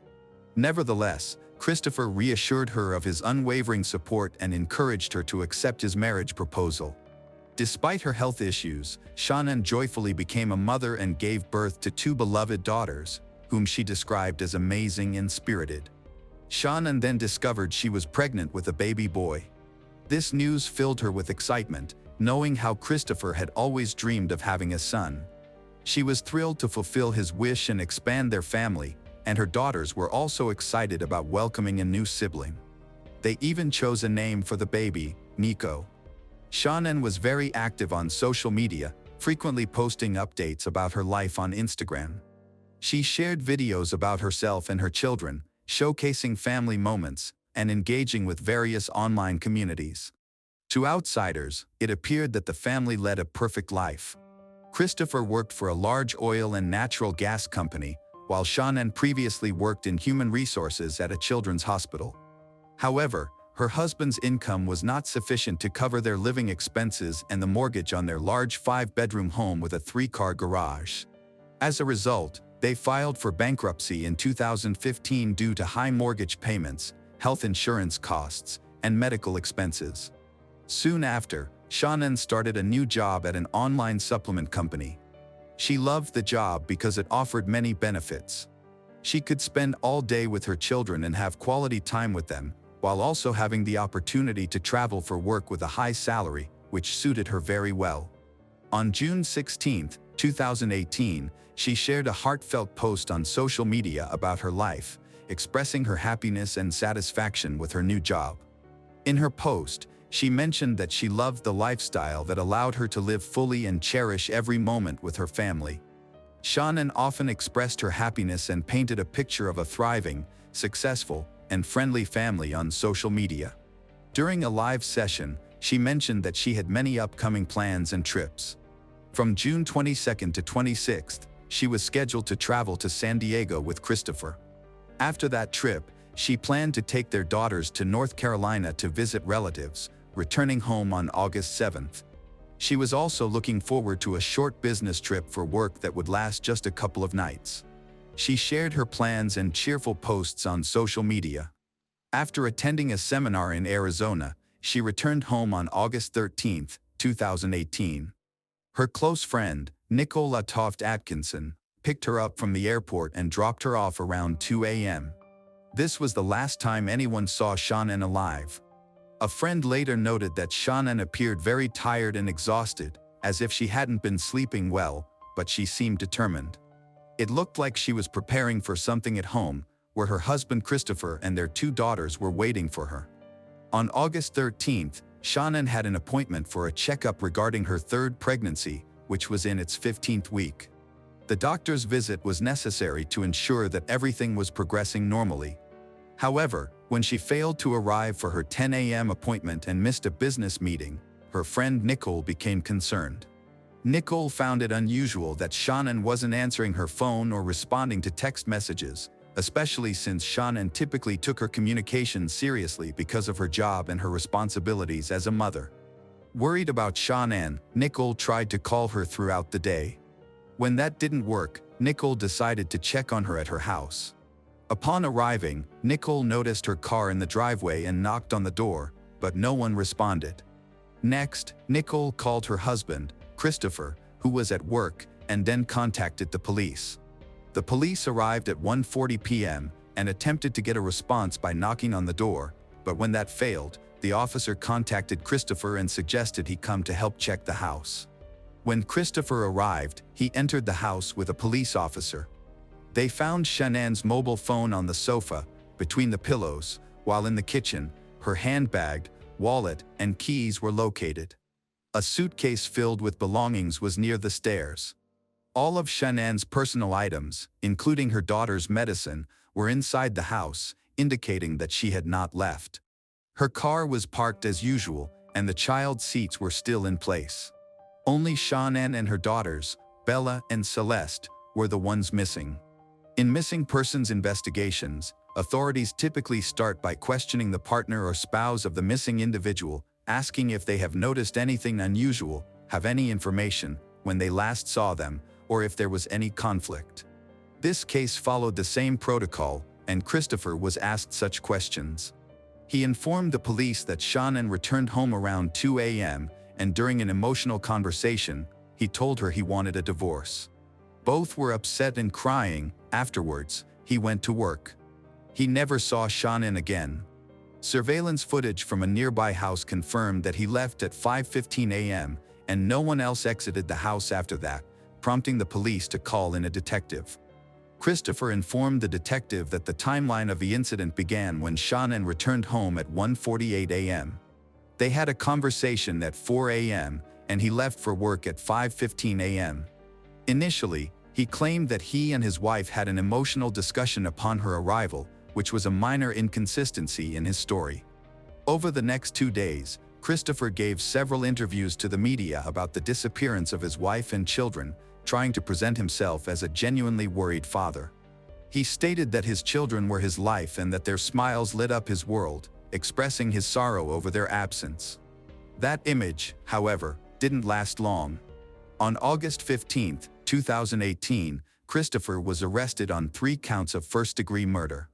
He had previously failed a lie detector test, and during a later interrogation, he confessed to killing his wife, but denied any involvement in their daughter's death. Investigators also examined the neighbor's video footage, which showed Christopher loading a large, heavy object wrapped in a sheet into his car at 5:30 a.m. on August 13. Notably, there was no video evidence of Shannan leaving the house. This lack of footage led the police to conclude that Christopher was loading the bodies of Shannan and their daughters into the vehicle. Before he fully confessed, he requested to see his father. When his father entered the interrogation room, he shared his account of the incident, shocking everyone present, as no one anticipated what he would say. Christopher shared that he and Shannan had a deeply emotional conversation in which he acknowledged their marriage was failing. Just before leaving for work, he glanced at the baby monitor and saw Shannan attempting to strangle their daughter Celeste by the crib. He immediately rushed to the room and found Bella bruised and, unfortunately, dead. Witnessing Shannan harm their children drove Christopher into a fury, and in a fit of rage, he strangled his wife in a similar manner. Christopher mentioned that after discussing divorce, Shannan threatened that he would never see their daughters again, seemingly indicating she was about to act on her intentions. Following his confession, Christopher revealed to the authorities where he had hidden the bodies, guiding them to the site near his workplace, where oil tanks were located. Shannan was buried in a shallow grave about 40 miles from their home, while their daughter was placed in the oil tanks, submerged in crude oil. He explained that the tragedy arose because he and his wife had drifted apart, focusing on their children but neglecting their relationship. However, a significant detail later emerged that changed the narrative. Christopher had been having an affair with a woman named Nicole Kessinger, which began while Shannan and their daughter were visiting relatives in North Carolina. Nicole was a contractor at Christopher's workplace, where they met and quickly entered into a relationship. He told her that he and Shannan had mutually agreed to divorce and mentioned that they had 2 daughters, but he did not disclose that Shannan was pregnant with their 3rd child. Later, Nicole mentioned that if she had known about the pregnancy, she would never have spent time with Christopher. Although their relationship was new, it progressed quickly, and Nicole was already planning to marry him. The day before Shannan and her daughter went missing, Nicole had been shopping for a wedding dress. When Shannon and the kids' disappearance captured public attention, Nicole went to the police to disclose her affair with Christopher. She revealed that she had visited Christopher's family home twice at the beginning of their relationship, but her visits were brief. Nicole also believed that financial issues were a motive behind Christopher's actions. She recounted that on a night Shannon was reported missing, she called Christopher and found him in bed, getting ready to sleep. He claimed that his wife was missing, likely because she intended to leave him and take the kids with her. Nicole found it odd that he could sleep calmly under such circumstances. Realizing something was definitely amiss, Nicole decided to inform the police and cooperated fully with their investigation. The authorities suspected Nicole's involvement in the murders, but they lacked evidence to support their claims. It later emerged that Christopher and Shannon had experienced disagreements and emotional distance in recent months, leading Shannon to take an extended vacation with their children to reflect and give her husband space to think. However, despite her cheerful social media posts, her messages to Christopher revealed that their relationship was strained. On August 5, 2018, Shannon wrote to Christopher that she was trying to give him space, but while he was working, he was living like a bachelor. She mentioned that she was at home with their third child, managing their two other kids every day, working, and trying to earn money. She said it was hard for him to even send a text saying that he loved her and missed her, and she kept checking her phone, hoping to hear from him. In her letter, she expressed her disbelief that it had been 8 years since they started dating and mentioned that they now had 3 kids. She indicated that they needed to talk. The letter conveyed her feelings of missing him and loving him, emphasizing the importance of working on their marriage. However, she also mentioned that if their feelings for each other didn't align, it would be necessary to discuss it. Shannon remarked that she couldn't understand how someone could fall out of love during the 5 weeks she had been away. Christopher stated that he loved Shannon and was with her not just for the children, but he struggled to understand his own feelings. Shannon later confided in a friend that their relationship had faced many challenges and that they had become incompatible, particularly because Christopher refused to attend couples counseling. During the investigation, prosecutors realized that Christopher desired a new romantic relationship and a fresh start, wanting to escape the burdens of family life and the tensions in his marriage. He was even looking for a new apartment with Nicole. After committing the crime, Christopher was not only focused on finding a new apartment but also hurriedly listed his house for sale. On August 21, 2018, Christopher was charged with 3 counts of first-degree murder, 2 counts related to the murder of a child under 12, 1 count of illegal termination of pregnancy, and 3 counts of abuse of a corpse. To avoid the death penalty, he pleaded guilty to all charges in 2018. On November 19, he was sentenced to 5 life terms without the possibility of parole, receiving an additional 48 years for illegal termination of pregnancy and 36 years for abuse of a corpse. 2 months after the verdict was announced, Christopher disclosed the truth about the incident. He explained that he had not loved Shannon for a long time but was afraid to leave her because he thought she would take their daughters.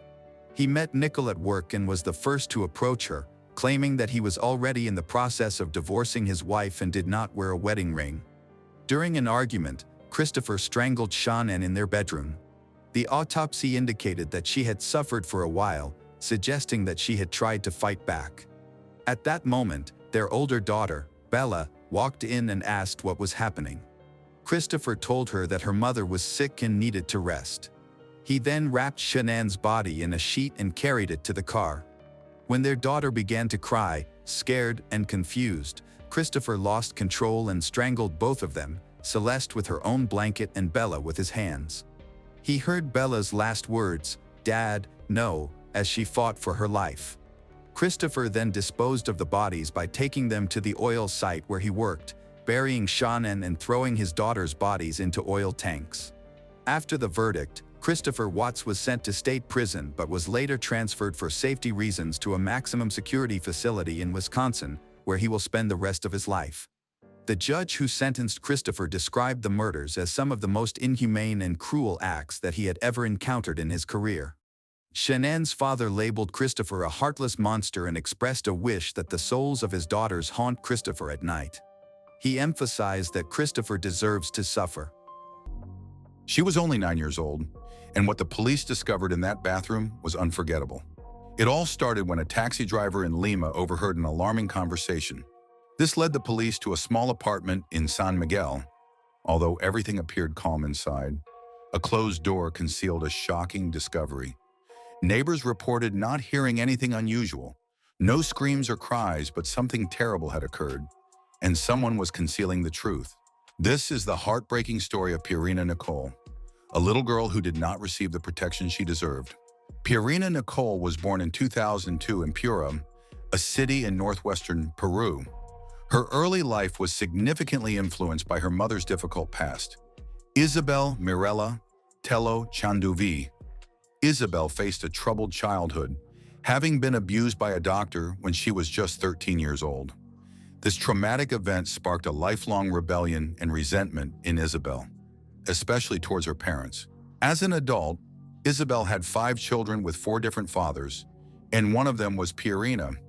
Due to the instability in Isabel's life, she gave Pierina to a family friend just 1 week after the baby was born, saying she couldn't take care of her. In this new home, Pierina was lovingly embraced. Without any other small children around, she quickly became the center of the family, bringing joy and warmth to the household. Isabel continued to support Pierina financially and visited often. Alfredo Cardosa Curay, Pierina's father, remained an important figure in her life, even after he separated from Isabel and began a new family. His relationship with Pierina stayed strong. He visited her regularly and prioritized her well-being. During her early years, Pierina flourished under the care of the woman who welcomed her into her home. She received lots of love and lived in a calm environment. Pierina, known for her gentle personality and kind nature, quickly endeared herself to her neighbors. When Pierina turned 3, Isabel decided to move to Lima. From then on, she only visited her daughter once a month. As a result, the bond between mother and daughter grew weaker. During this time, Pierina's maternal grandmother, Bertha Chanduvi Garcia, became more involved in her life. However, Bertha was viewed unfavorably by some neighbors, who labeled her as an alcoholic living a troubled life. These opinions reached Pierina's caregiver. She acknowledged that even though Bertha lived nearby, they never became close. Ultimately, the responsibility for taking care of Pierina shifted more directly to her biological mother and grandmother. At first, it might have looked like a long-awaited family reunion, with a child reconnecting with her blood relative. However, the situation was much more painful. Isabel was known for her unpredictable behavior and didn't have the patience required for raising children. Her mood swings made her parenting unreliable. While she occasionally met her responsibilities, she frequently neglected them, both in daily care and in making sure her daughter went to school. At first, the abuse Pierina experienced was verbal, consisting of insults and harsh criticism. Being very young, she didn't fully understand how damaging her home life had become. Despite the hostile atmosphere, she remained kind, obedient, and loving. Alfredo tried to stay involved, but his interactions with Isabel often ended in arguments that were noticeable to their neighbors. Over time, he became increasingly aware of the mistreatment Pierina was facing, and his concern deepened. Eventually, it became clear that Isabel's verbal abuse had escalated into physical violence. With Pierina being punished severely for minor mistakes, Pierina started to feel responsible for her troubled relationship with her mother. Once, she even wrote Isabel a heartfelt letter for Mother's Day, expressing her love and asking for forgiveness for her supposed misbehavior. Unfortunately, this gesture did not change Isabel's behavior. Instead, the situation worsened. Shortly afterward, Pierina reported her mother to the police, claiming that Isabel had hit her in the head with a brick and physically assaulted her. However, her complaint did not lead to any meaningful help or intervention. Pierina's suffering continued largely unnoticed. She endured constant beatings and psychological torment. Isabel rarely took her to school, further isolating her from potential support systems. The other children in the home, Pierina's younger siblings, also suffered. Isabel had developed a cruel habit of punishing them while they were naked in the bathroom, covering their mouths with clothing to muffle their cries and avoid drawing the attention of neighbors. Realizing the severity of the situation, Alfredo started legal proceedings to gain custody of Pierina. However, the bureaucratic process was slow, and conditions in Isabel's home deteriorated further. Even Bertha could no longer ignore the problem. In April 2009, she took the shocking step of reporting her own daughter to the authorities for abusing Pierina. As a result of these serious allegations, the authorities stripped Isabel of her custody rights and temporarily placed Pierina in the care of Bertha, her maternal grandmother. While this change appeared to offer a fresh start for Pierina, her circumstances did not improve. For reasons that remain unclear, Bertha did not fulfill her responsibilities as a caretaker, neglecting to prioritize Pierina's education and well-being. Pierina began to miss school frequently, and her absences grew so common that neither her teachers nor classmates found them surprising. In 2010, a formal evaluation revealed that Pierina required the support of a dedicated adult. The evaluation warned that if she remained in her grandmother's care, she could completely disengage from the education system. Most concerning was the report's claim that Bertha might pose an even greater risk to Pierina than Isabel had. One school report indicated that from March to December 2007, Pierina's attendance was inconsistent, with no explanation provided. Another report from the following year revealed that she missed over 30% of her classes without justification. A third report from 2009 showed she attended only 35 school days. A fourth report from 2010 suggested that her academic performance could improve if her attendance issues were addressed. Upon receiving this information, Alfredo took immediate action. He filed an urgent legal request for custody and included several documents to support his case. Based on these findings, the social worker responsible for the case submitted a detailed report recommending that Pierina be placed in her father's custody. Despite the challenges she faced, Pierina remained lively, playful, social, and cheerful. However, her emotional pain was becoming apparent. She often felt sad and shared her experiences of abuse with her teacher. At that time, Alfredo was living with his wife, and the social worker confirmed that their home environment was stable. Alfredo had always fulfilled his financial and emotional responsibilities, was dedicated to providing a better life for his daughter. His efforts began to pay off when the court granted him provisional custody, but he still needed to start legal action against Bertha to obtain full custody. On June 15, 2011, Alfredo officially filed for custody of his child. During the reconciliation hearing, Bertha refused to hand over the child. This led to several weeks of legal disputes, but Alfredo remained determined. He passed 3 psychological evaluations and welcomed numerous home visits from social services. In contrast, Bertha did not show up for her evaluations and failed to bring Pierina, which raised serious concerns. In August of that year, Isabel took her daughter and relocated to Lima after Bertha made an unexpected decision to return the girl to her mother. Isabel and Pierina moved into an apartment in the San Miguel district. At 31, Isabel began dating Jonathan Nieto. She had met at a nightclub, where he claims they first crossed paths during her involvement in escort. Their relationship quickly became tumultuous and violent.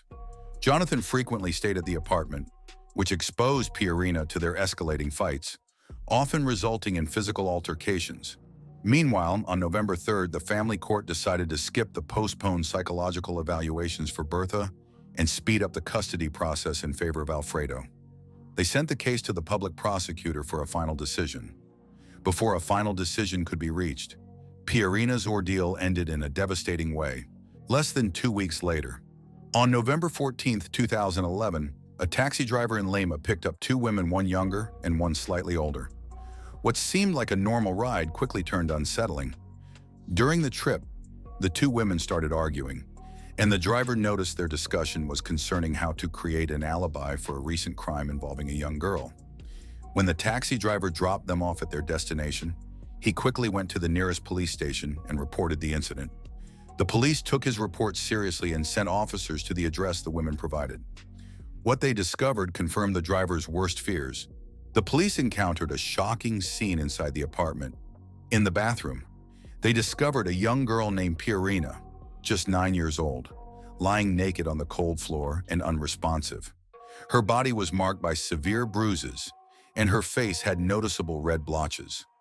While her mother denied any involvement in Pierina's death, Neighbors quickly spoke up, revealing that Isabel had a long history of mistreating her daughter. Many were concerned that something tragic would eventually occur. Within hours of discovering Pirina's body and transporting it to the morgue, Isabel and her boyfriend Jonathan were arrested as the main suspects in the violent murder. The interrogation that followed was lengthy and intense, with Isabel insisting she was innocent. She recounted that on the night of the incident, Jonathan returned home drunk and had scratches on his neck, which sparked a heated argument between them. According to Isabel, after hours of fighting and yelling, Jonathan left the apartment around 6. It was at this point that she revealed she had taken out her anger, not on him, but on her daughter. She claimed to have forcibly removed Pirina from her bed, stripped her of her clothes, shaved her head, and made her take a shower. Afterward, she said she allowed Pirina to return to her room to rest. In her inconsistent account, Isabel tried to blame Jonathan first and then even accused her neighbors. But detectives did not find her credible. Her numerous contradictions and her cold, emotionless behavior shocked even the most seasoned officers. When the news of Pirina's death reached her caregiver, the shock was immense. As the reality sank in, it became clear to everyone that Isabel was to blame. Alfredo, Pirina's father, hurried to Lima as soon as he received the news. Heartbroken, he went directly to the central morgue to claim his daughter's body. Meanwhile, investigators spoke with several neighbors who confirmed Isabel's story about her activities that day. She left around midday and returned a few hours later. None of the neighbors remembered hearing Pirina cry or scream, which added to the eerie atmosphere. Along with the troubling account from the taxi driver and growing discrepancies in Isabel's statements, the judge had very few doubts about the situation. Isabel was officially charged with the murder of her daughter and taken into pretrial custody as the investigation continued. When she was brought to court, a crowd gathered outside, shouting insults at her. Reporters tried to get a comment. The truth was already becoming clear. Forensic evidence and statements from officials revealed a disturbing timeline of events.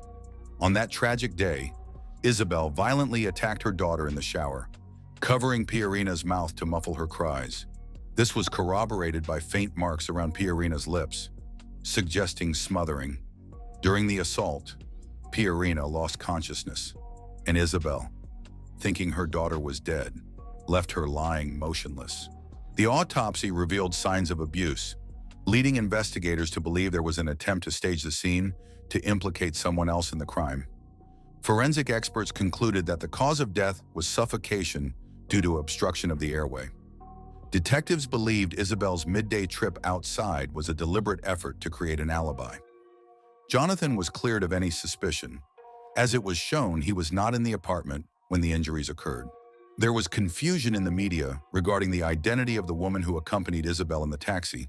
Some reports named her Bertha, while others called her Angela. Regardless, investigators confirmed that neither woman was involved in Pirina's death. Days later, Pirina's body was brought to Piura. Her father, Alfredo, carried her casket through the streets to her paternal grandmother's home, where a private wake was held, closed to the media. That afternoon at 3:30 p.m., a small funeral service took place. The brutality of Pirina's death shocked the entire nation. Beyond the horrifying crime, the case revealed significant failures in the systems designed to protect children. Many questioned, how could such a tragedy occur under the supervision of social services, and the court's outrage grew among the public. Critics pointed fingers at Bertha, who had legal custody of Pirina, but ultimately returned her to Isabel. Others criticized the family court for dismissing the social worker's urgent recommendation to place Pirina with her father. Alfredo's family announced that they would file formal complaints against Bertha and the judicial officials involved. Pirina's two younger siblings were placed in a child welfare facility where they were to undergo psychological evaluations with their extended family. Eventually, the children were transferred to the National Family Welfare Program. Later that November, Bertha sold her house and moved to Lima, reportedly hoping to distance herself from the events that had occurred. As the legal process progressed, Jonathan chose to speak publicly about his experience. In an interview, he described Isabel as a highly violent person who would use anything available like broomsticks and knives to attack him, and possibly others. He also shared a shocking detail. Isabel had convinced him that her children were not actually hers, but were the offspring of a mentally unstable sister who roamed the streets. Jonathan revealed another alarming detail that highlighted the terrible conditions Pierina had faced for years. He said that the little girl didn't have any toys at all. Even more troubling, she had to sleep on the floor, lacking both love and the basic comforts that every child deserves. A year and a half after the crime, the trial against Isabel began in March 2013. During the proceedings, several important witnesses testified, including Bertha, Jonathan, Alfredo, and several of Isabel's former partners. They all described Isabel as unfit to be a mother, depicting her as violent, erratic, and emotionally unstable. Their testimonies indicated that she had abused not just Pierina, but all of her children. Isabel tried to explain her version of events regarding Pierina's death.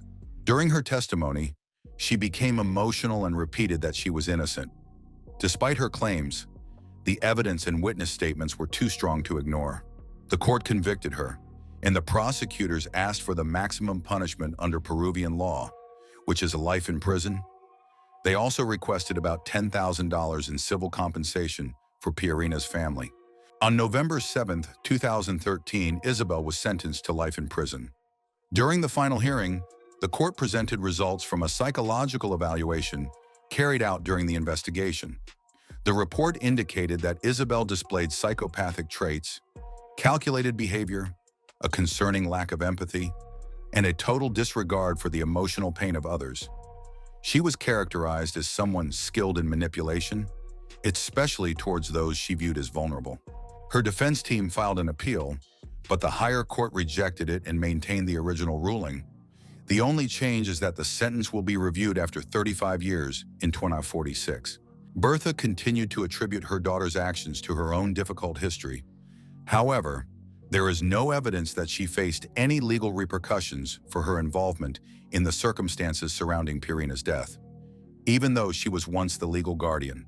With all the information now revealed, the case of Pierina Nicole stands out as a tragic example of systemic failure. The brutal murder of Pierina Nicole, a 9-year-old girl radiant with kindness and resilience, stands as a heart-wrenching testament to the unimaginable horror of a child abused and killed by her own biological mother.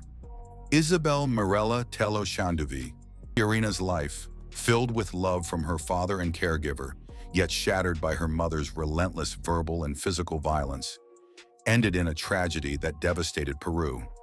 Isabel's conviction brings a semblance of justice, but it cannot undo the pain of a daughter betrayed by the one meant to protect her, nor the failures of social services and courts that ignored glaring warning signs.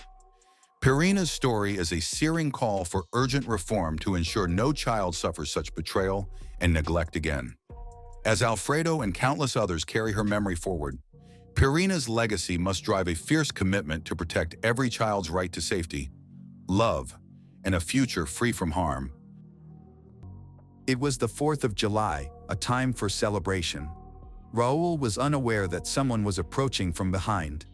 He held a firework in his hands, ready to ignite it, but before he could do so, a gunshot was fired. The festive noise temporarily masked the sound. When the celebration was over, Raul had vanished. Initially, no one understood what had happened to him. Concern grew among his family when he stopped responding to his phone. Days went by with no trace of him, but as the police began their investigation, they uncovered a dark tale, one filled with jealousy, revenge, and a meticulously executed crime hidden behind the festive fireworks. But why was Raul targeted, and who was responsible? The truth would take weeks to surface. First, let's get to know Lauren Wombles. She was born on March 12, 1997, in Dothan, Alabama. Her mother was a stripper, and little information was available about her father. It was evident that Lauren's parents had a rocky relationship, often filled with arguments. Due to this instability, Lauren was mainly raised by her maternal grandmother and her aunt, Erin, who was just 11 years older than her. This close age difference made Erin feel more like an older sister than an aunt. The two grew up together, sharing everything. With her grandmother's support, they formed a loving and tight-knit family. From a young age, Lauren was distinctive. She had beautiful blonde hair, striking blue eyes, and an infectious charm. Her confidence, intelligence, and laid-back nature made her well-liked among her peers. Family members remember that even as a child, Lauren was aware of her beauty and charisma. She aspired to be a model, dreamed of a glamorous life filled with fame. However, as she entered her teenage years, her demeanor changed. Once easygoing, she became rebellious, often skipping school. Lauren lived by her own rules, convinced that no one could control her. At the age of 16, Lauren had an experience that would significantly impact her life. While walking in Dothan, a man approached her, captivated by her appearance. He introduced himself as an entertainment agent, offered to help her start a modeling career by taking photos and connecting her with opportunities. This excited Lauren, but there was one issue: she was still underage. Despite this, the man seemed unconcerned and gave her his business card, encouraging her to reach out once she turned 18. Eager to share the news, Lauren rushed home to tell her aunt, Erin. Instead of celebrating, Erin expressed her deep worries. She cautioned Lauren not to trust the man, fearing that his intentions might not be genuine. However, Lauren, determined and headstrong, dismissed her aunt's concerns. She planned to call him as soon as she turned 18, and she did. Lauren's 18th birthday was a happy time for her family. They celebrated at the popular restaurant Applebee's, enjoying dinner and karaoke together. Her family had no idea this would be the last time they saw her for a long while. The following day, she disappeared, leaving her family frantic with worry as they searched everywhere for her. Although Lauren had always been a bit rebellious, going missing without any notice was very unusual for her. Panic intensified until they received a calm text from her. In the message, she explained that she was flying to Las Vegas that very day with an agent she had met 2 years earlier. She had made her decision: she was entering the adult film industry. In 2015, the adult film industry was thriving, generating billions of dollars each year. To meet the increasing demand, producers were always on the lookout for new talent. For newcomers, earnings varied from $200 to $1,500 per shoot. Coming from a financially struggling background, Lauren found the idea of earning a living based on her looks too appealing to ignore.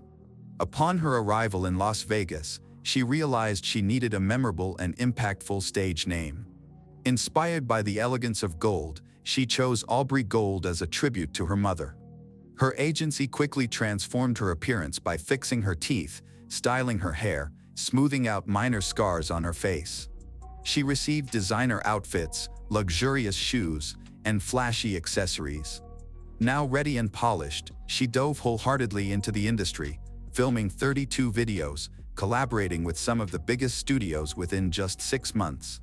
The pressures of the adult film industry were overwhelming, and many performers used substances to escape the reality of their work. Aubrey Gold was one of them. She began using marijuana, but after 2 years, it no longer provided the relief she needed. She then turned to alcohol and harder banned substances. At first, her behavior didn't raise concerns, but as her addiction escalated, production studios started to notice. She began arriving late to shoots, frequently disappearing to use banned substances, sometimes showed up so intoxicated that she could barely function. As a result, productions were delayed, and some of her footage became unusable, leading every major studio to blacklist her. In 2017, her agency sued her for breaching her contract, which resulted in the loss of all her royalties. She would not earn anything from the films she had already made, and her agents retained all rights to distribute them. With her career in ruins, Lauren decided to pay to end her contract and left the industry with nothing. Feeling lost and without options, she took on her former name, Lauren Wombles.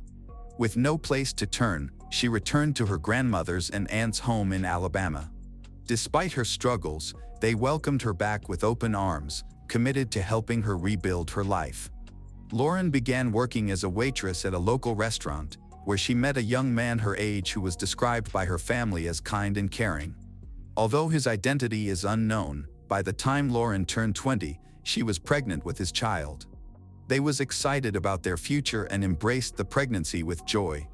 For Lauren, becoming a mother motivated her to change her life. She grew closer to her family, continued her job, and, most importantly, she completely stopped using banned substance. After a healthy pregnancy, she gave birth to a baby girl. Initially, life seemed to be improving. Her past in the adult film industry felt far away. However, her old enemy, addiction, surfaced again. Her relapse worried many, especially her boyfriend's mother, who believed Lauren was unfit to raise a child in her current state. She reported Lauren to Child Protective Services, which led to the permanent loss of custody. This devastated Lauren. Instead of trying to improve her situation, she fell deeper into addiction, believing she had failed. Banned substance became her only way to cope. Her story wasn't finished yet. In a small town like Dothan, everyone was aware of each other's business. Just as people knew Lauren, they were also familiar with William Shane Parker. He had a reputation as a dangerous criminal, and locals warned against getting involved with him.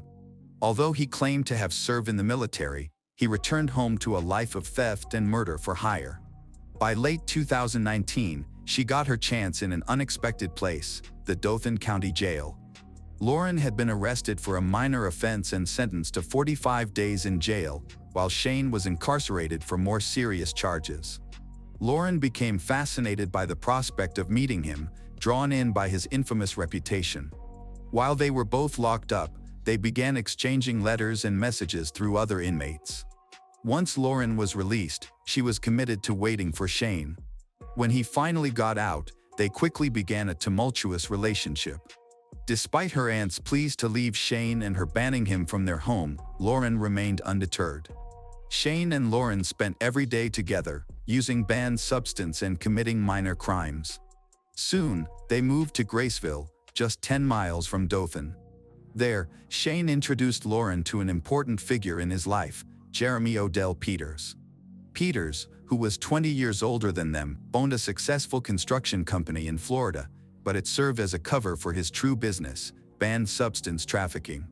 As an experienced criminal, Peters had faced multiple arrests for banned substance dealing at both the state and federal levels, but always managed to avoid serious repercussions. Shane became Peters's right-hand man, and Lauren frequently spent her time at Peters's home. Their involvement in crime was no secret, they openly showed it off. Shane boasted about being a contract killer, claiming he could take a life for as little as $5,000. Instead of being alarmed, Lauren suggesting she would join him if the chance presented itself. It was only a matter of time before her words became a reality. In early 2020, Shane arrived at Peters's house with a man named Raul Ambrizgian. Raul had led a nomadic lifestyle, originally from Mexico and raised in Texas. He had a family, a former wife and 3 children, waiting for him at home. He worked in construction, moving around to provide for them. Raul met Shane while they were both incarcerated in Jackson County Jail. Raul was serving time for an expired vehicle registration, while Shane was in jail due to issues with a fake driver's license. In jail, Shane befriended Raul and promised him that his good friend Peters would offer him a job once they were released. Unaware of the trouble that awaited him, Raul accepted the offer and joined their group, oblivious to the danger surrounding him.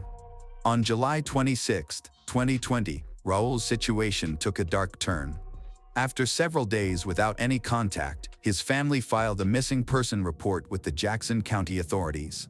It was Raul's daughter, Rosa Ambriz, who raised the alarm. She was very close to her father, calling him every day without fail. But now, weeks had gone by without a call from him, and he was unreachable on all his phones. Despite being only 21, Raul's daughter was determined to find her father, no matter what it took. Before going to the police, she began her own investigation on Facebook to learn more about the people her father had mentioned. There, she found a photo of him with a blonde woman from Alabama named Lauren Wombles. She soon realized that Lauren was actually the internationally known Aubrey Gold, a former adult film star. This revelation upset her. Why was her father involved with someone like that? Determined to find out more, she tracked down the name of the man her father had referred to as his generous benefactor. Without hesitation, she called Shane. Their conversation was polite. Shane claimed he hadn't seen Raul and that he had left some time ago. He told her Raul had returned to Texas, but she sensed that was a lie. The last time she spoke to her father, he had told her he needed to finish some work in Jackson before he could visit. There was no way he had left so abruptly. Her father called her mother, his ex-wife, the day before he went missing and told her that he was with people he believed to be dangerous and that he needed to get out of the situation, Ambrose said. She approached the authorities in Jackson County, Florida, to report that her last conversation with her father was on July 4th. Raul mentioned he was going to celebrate that night with some friends, whom she believed to be William Shane Parker and Lauren Wombles. Before handing the case over to the police, she shared one more important detail: her father's cherished Mercedes-Benz truck. She gave them the truck's license plate number, suggesting they use it as a starting point for their investigation. A few days later, the police located the vehicle at a repair shop. Upon inspecting the truck, they realized something was wrong. Raul's treasured Mercedes was in very poor condition and had been stripped for parts. They promptly questioned the shop owner who had received the vehicle. The answer came quickly. The names listed on the service record were William Shane Parker and Lauren Wombles. The investigation gained focus as officers located Lauren and Shane for questioning. They were interrogated separately, which visibly troubled Lauren. When asked about their last interaction with Raul, both she and Shane provided suspiciously similar, vague answers, maintaining that they last saw him in early July. Regarding Raul's truck, they explained that he had been having trouble with it and wanted to get rid of it. Shane stated he had offered to buy the truck for a small amount, planning to fix it up as a gift for Lauren. The police were skeptical but had no option but to release them. The case remained stagnant until August 23, nearly 2 months after Raul's disappearance. A man named Joseph Bells entered the police station seeking an urgent meeting with the investigators. Joseph had been Jeremy Peters's best friend for 25 years and was familiar with Lauren Wombles, but he never trusted Shane Parker, whom he described as giving off a bad vibe. Joseph claimed to know the location where Raul's body was buried. A few days earlier, Joseph had been drinking with Jeremy, which was nothing unusual. Suddenly, Jeremy stood up and urged him to follow him into the woods. Confused but intrigued, Joseph complied. Jeremy looked him in the eye and ominously said, before pointing to the ground. That's when Joseph realized he was looking at the spot where Raul's body was buried. Jeremy had asked for his help, planning to move the body to a more secluded place the next day. Joseph agreed at that moment, knowing he had to hide his fear. They planned to meet again the next day, but once Joseph got home, panic overwhelmed him. He was scared not only for himself but also for his wife and children. He understood that getting more involved could endanger them all, yet he felt compelled to do the right thing. He was unaware of what had happened between Raul and Jeremy, but he knew he needed to inform the police. With this new information, everything was about to change. The following day, authorities requested that Joseph show them the burial site. On August 25, 2020, a major operation commenced, involving law enforcement officers, forensic specialists, analysts, and cadaver dogs. The dogs quickly alerted to the exact location Joseph had indicated. The site had been deliberately hidden, with several trees and branches cut down for concealment. When the remains were uncovered, they revealed a decomposing body wrapped in a University of Florida blanket, tightly secured with layers of duct tape. The body was partially covered with cut-in-half plastic barrels. The remains were promptly sent to the medical examiner's office. Shortly after, the forensic report that the body was identified as belonging to Raul. The autopsy determined that he had been executed with a single gunshot wound to the back of the head, indicating a calculated murder. With sufficient proof, arrest warrants were issued for Jeremy Peters and Lauren Wombles. An arrest warrant for William Shane Parker was unnecessary since he was already in custody on unrelated charges. Authorities also obtained a search warrant for Jeremy's home in hopes of finding more evidence. The officers discovered a large collection of University of Florida memorabilia, including the exact type of blanket Raul had been wrapped in. They also found burnt fabric resembling the material used to cover the body, as well as multiple plastic barrels identical to those found at the burial site.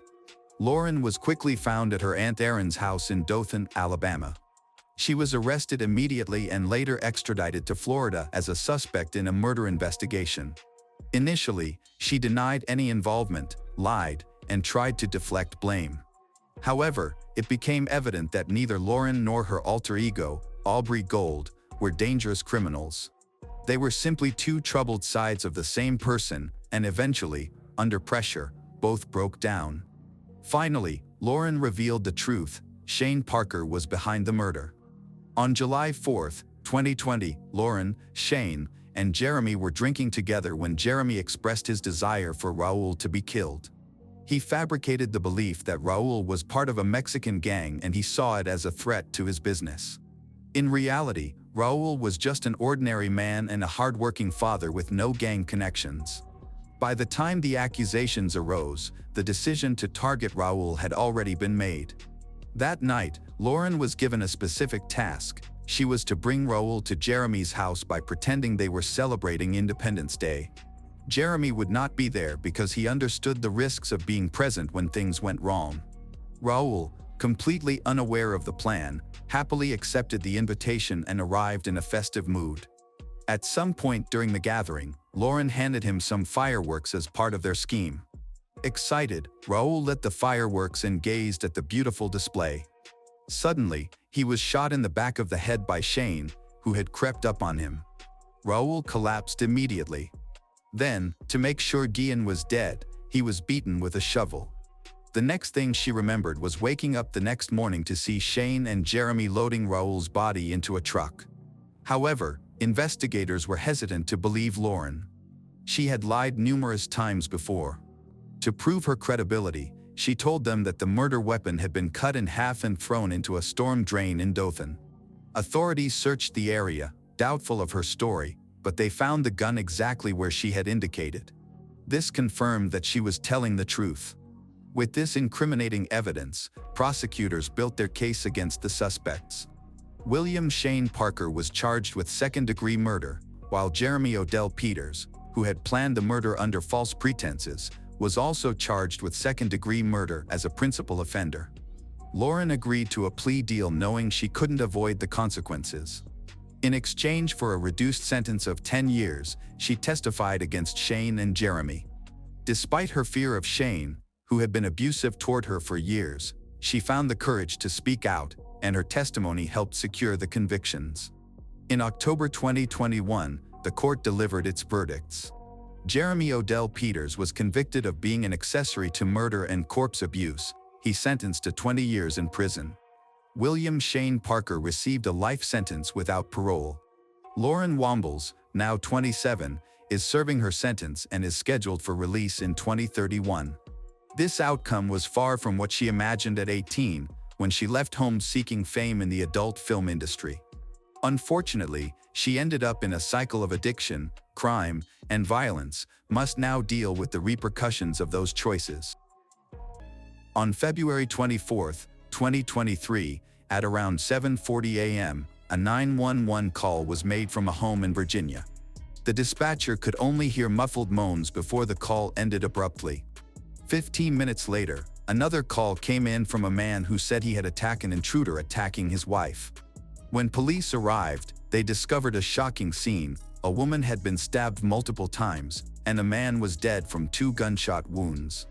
What initially seemed like a home invasion quickly unraveled into a complicated case of deceit, manipulation, and murder. Investigators uncovered forensic evidence, digital trails, and personal connections that raised many questions. Why would a husband plot with the family nanny to kill his wife, the mother of his child? Who was the intruder, and why did he end up dead? As they delved deeper into the lives of those involved, the story only grew more complex. Juliana Perez Magalhães was born in Brazil and grew up with her mother, who worked as a house cleaner. At 21, she moved to Virginia through a cultural exchange program that allowed her to work as an au pair, providing childcare and sharing her culture with an American family. In late 2021, she began working as a live-in nanny for Brendan and Christine Banfield. Her duties included taking care of their young daughter and helping with household tasks. As she adapted to her job, Brendan developed a personal interest in her, leading to a relationship that went beyond a professional one, which would later impact the events that unfolded. Brendan Banfield, born in February 1985, has been an IRS agent since 2009, where he has significant responsibilities related to sensitive financial investigations. His wife, Christine Banfield, born in September 1985, is a pediatric ICU nurse, a role that demands both extensive medical knowledge and emotional strength. They had one daughter, born in 2019, who is central to their family life. They then relocated from Long Island, New York, to Virginia, purchasing a 5-bedroom home for $799,000 to accommodate their growing family. This move demonstrated their commitment to creating a stable environment for their daughter. On February 24, 2023, at 7:47 a.m., the first 911 call was made from the Banfield home in Virginia. Juliana made the call, but communication was poor. The dispatcher could only hear moaning before the call ended suddenly. 15 minutes later, at 8:02 a.m., a second call was made. This time, Brendan stating that he had attacked an intruder who attacked his wife. When police arrived, they found Christine Banfield, 37, in the master bedroom. She had multiple stab wounds to her upper body. Nearby, they discovered Joseph Ryan, 39, who had died from gunshot wounds, one to the head and one to the chest. Christine was taken to a hospital in hopes of saving her life, but she was pronounced dead shortly after arrival. Joseph Ryan was already declared dead at the scene. Following these tragic events, investigators began to question Juliana's version of that morning. She said she left the Banfield home after Brendan went to work to take their 4-year-old daughter to the National Zoo. However, she claimed she returned home after realizing she had forgotten the packed lunches in the refrigerator.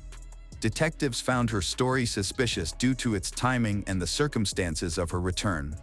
As Juliana approached the house, she observed an unfamiliar vehicle parked in the driveway and saw a man entering the home carrying a bag. This observation was pivotal. It indicated that someone unexpected was inside the residence at that time. Juliana attempted to contact Christine but received no answer. She then called Brendan to inform him of her observations, prompting him to return home. Upon Brendan's arrival, he and Juliana entered the house together with their daughter. Juliana placed the child in the basement for safety before following Brendan upstairs. When they reached the master bedroom, they discovered Joseph Ryan leaning over Christine, holding a knife to her throat. This alarming scene led Brendan to draw his service weapon and shoot Joseph once in the head. After this initial shot, Brendan instructed Juliana to retrieve a Glock semi-automatic pistol from a gun safe in the bathroom. Juliana complied and fired a single shot at Joseph, claiming uncertainty about whether she hit him. However, forensic evidence later confirmed that her shot did strike him in the chest. The conflicting accounts provided by both Juliana and Brendan raised significant doubts among investigators. Their narratives contained inconsistencies regarding their actions and observations during critical moments leading up to the attacking. As the detectives delved deeper into these discrepancies, they began to question the authenticity of their claims, setting the stage for further investigation into the events of that morning. One important question that needed answering was, who was the intruder, Joseph Ryan, and what was his purpose for visiting the Banfield residence? Investigators on the case started digging for information to find any links between the two parties. What they discovered made the entire case more complex. Joseph was an active user of FetLife, an online BDSM community, and he often utilized this platform to connect with others who shared similar interests. He participates in various discussions, sharing his experiences and interests related to deviant physical preferences and alternative intimate lifestyles.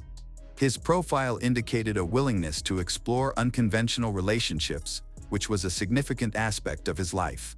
Investigators later uncovered that Ryan had been communicating with a user named Anastasia9, a profile that featured Christine's photo as the profile picture. This interaction proved critical to understanding the events leading up to the tragic incident at the Banfield residence. The messages exchanged between Ryan and Anastasia 9 suggested he was lured into a situation under false pretenses. Ryan believed he was meeting Christine for a consensual encounter, but evidence indicated that this was not the case.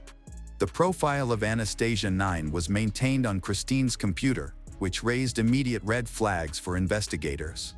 They needed to determine whether it was Christine operating this profile or if it was someone impersonating her. Thus, they decided to match the content of the conversations between Ryan and Anastasia 9. To everyone's shock, they found that the content of the messages exchanged between Ryan and the impersonated profile was inconsistent with Christine's typical writing style. This discrepancy suggested that someone had deliberately crafted these communications to mislead Ryan into believing he was engaging with Christine. The impersonation played a crucial role in the investigation, indicating a predetermined effort to lure Ryan into the Banfield home. The messages contained details that made them appear authentic to Ryan, further complicating the narrative surrounding his presence in the house on February 24, 2023. As detectives pieced together this information, it became clear that Joseph Ryan had been manipulated into a dangerous situation, believing he was meeting someone he trusted. This revelation not only highlighted the complexity of the case but also raised questions about the motives behind the impersonation and how it fit into the larger context of events leading to the double homicide. As investigators continued their work on the case, they discovered startling forensic evidence that changed the direction of the investigation. One of the most shocking revelations was that someone had manipulated blood at the crime scene. It was found that blood from Christine's body had been intentionally smeared onto Ryan's body after he died. This act indicated an effort to make it look like Ryan was the attacker, complicating the story about what happened. The significance of this evidence was huge. It suggested that someone had gone to considerable lengths to fabricate a false narrative about why Ryan was in the Banfield home. Investigators realized that the situation was far more complex than it first appeared, with all evidence pointing towards Juliana and Brendan, who both claimed their actions were acts of self-defense. In October 2023, after months of complicated investigations, law enforcement turned their focus to Juliana. She was arrested, charged with second-degree murder and illegal use of a firearm related to the deaths of Joseph Ryan and Christine. The decision to charge her was based on various pieces of evidence and her involvement in the case. Investigators found that Juliana was at the scene during critical moments leading up to Ryan and Christine's deaths, gave conflicting statements about what she did that morning. Her story claimed she left to take the Banfield's daughter to the zoo and returned for forgotten lunches, which raised doubts among detectives. They discovered inconsistencies between her account and the physical evidence from the crime scene. Furthermore, forensic analysis indicated she tried to frame Ryan using Christine's blood, strengthening the case against her. Juliana was arrested on October 20, 2023, without incident at her home. Officers informed her of the charges and her rights during the arrest. Juliana consistently maintained her innocence, claiming she was acting out of fear for her life, trying to defend herself against an intruder. After her arrest, she was taken to a local detention facility where she awaited processing. Her first court appearance happened soon after her arrest, during which prosecutors presented evidence, including forensic findings and details of her communications from the day of the incident. As the legal proceedings unfolded, prosecutors argued that Juliana's actions showed a reckless disregard for human life. They asserted that she had played an active role in escalating a situation that led to violence. The investigation continued as prosecutors gathered more evidence and prepared for trial. The law enforcement officials believed Brendan's shooting of Joseph Ryan was an act of self-defense. He claimed that Ryan, the intruder, had threatened him and that if he hadn't acted quickly, Ryan would have killed his wife with the knife he had against her neck. In contrast, Juliana's intentional attempt to attack Ryan after he had already been attacked by Brendan was considered second-degree murder. After Juliana was arrested, attention turned to Brendan, but there wasn't enough evidence to charge him. Investigators continued their work and uncovered something shocking. In August 2022, Juliana began living in the Banfield home as a nanny. This led to an affair between her and Brendan. Their relationship developed rapidly as they were both attracted to each other while navigating family duties. In October 2023, investigators started to uncover evidence of an affair while looking into the deaths of Joseph Ryan and Christine Banfield. The revelation of this relationship raised strong suspicions about possible motives for the murders, suggesting that personal interests could have influenced actions taken that day. While searching Brendan's bedroom, law enforcement discovered several significant items that linked him more closely to the case. Among these were framed photos of Brendan and Juliana, which indicated their relationship was personal, not just professional. They also found Juliana's lingerie in the room, providing direct evidence of their intimate relationship. The relationship between Juliana and Brendan was affecting how detectives conducted their inquiries and shaping the story related to both individuals' actions. On February 24, 2023, just weeks before the tragic events, Brendan made a notable decision to buy a Glock pistol from a shooting range. This raised immediate concerns for investigators, particularly given the timing and the murders that occurred shortly afterward. The fact that he purchased a firearm right before such a violent incident hinted at possible premeditation, prompting authorities to closely examine Brendan's behavior. Furthermore, it was discovered that both Brendan and Juliana had swapped their phones for new models just before the incident. This change in communication devices raised additional suspicions. The timing of these exchanges, taking place only days before the murders, suggested they might have been trying to erase evidence or communication records that could connect them to any premeditated plans leading up to the incident. Investigators began to suspect that Juliana and Brendan were involved in a larger plan as they tried to piece together a timeline of events leading up to the confrontation with Ryan. Despite having solid evidence against Brendan, law enforcement needed more information. Following Juliana's arrest, officials decided to monitor her communications while she was in jail.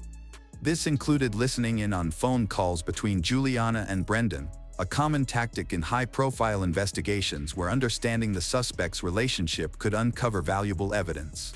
The goal of tapping these calls was to gather insights into their relationship dynamics and any potential premeditated actions regarding the murders of Christine and Ryan. During a recorded call from jail, Deputy Commonwealth's Attorney Eric Klingon disclosed at a bond hearing that Juliana expressed worries about her relationship with Brendan. She asked him, she hoped Brendan were not just staying with she because he were afraid of her turning against him. This suggested that she was aware of the serious nature of their situation and was reflecting on the consequences of their actions that day. Brendan's response was equally revealing. He allegedly told her to keep her mouth shut during the recorded call. This instruction was a clear attempt by Brendan to control the situation and prevent Juliana from sharing information that could link him to the crimes. In September 2024, Brendan Banfield was arrested by law enforcement after an extensive 11-month investigation into the deaths of Ryan and Christine. Detectives collected significant evidence connecting Brendan to the crimes, such as forensic evidence and discrepancies in his statements. Following his arrest, he faced serious legal consequences, including charges of aggravated murder and using a firearm during the commission of a felony. Prosecutors argued that Brendan showed a reckless disregard for human life and that his actions indicated he had planned the incident, as he supposedly set up the events that led to the confrontation with Ryan. Brendan was also charged with using a firearm during the commission of a felony, specifically connected to his service weapon in this case. In preparing their case against Brendan, the prosecution paid close attention to every detail. They highlighted significant inconsistencies in Brendan's account. Initially, they pointed out that Brendan left his house around 7:10 a.m. but did not go straight to work as expected. Instead, he parked at a McDonald's and stayed in his vehicle, apparently waiting for a call from Juliana. This raised questions about whether he was anticipating the events that would unfold rather than simply heading to his job. There is a strange issue regarding two 911 calls that were made about 15 minutes apart. In the first call, the dispatcher only heard moaning. Juliana did not indicate that she was injured or in immediate danger during the confrontation. This raises the question, why was the first call silent? Brendan only requested help from the authorities after a 15-minute delay. If their situation was truly as urgent as they claimed, why wasn't it reported right away?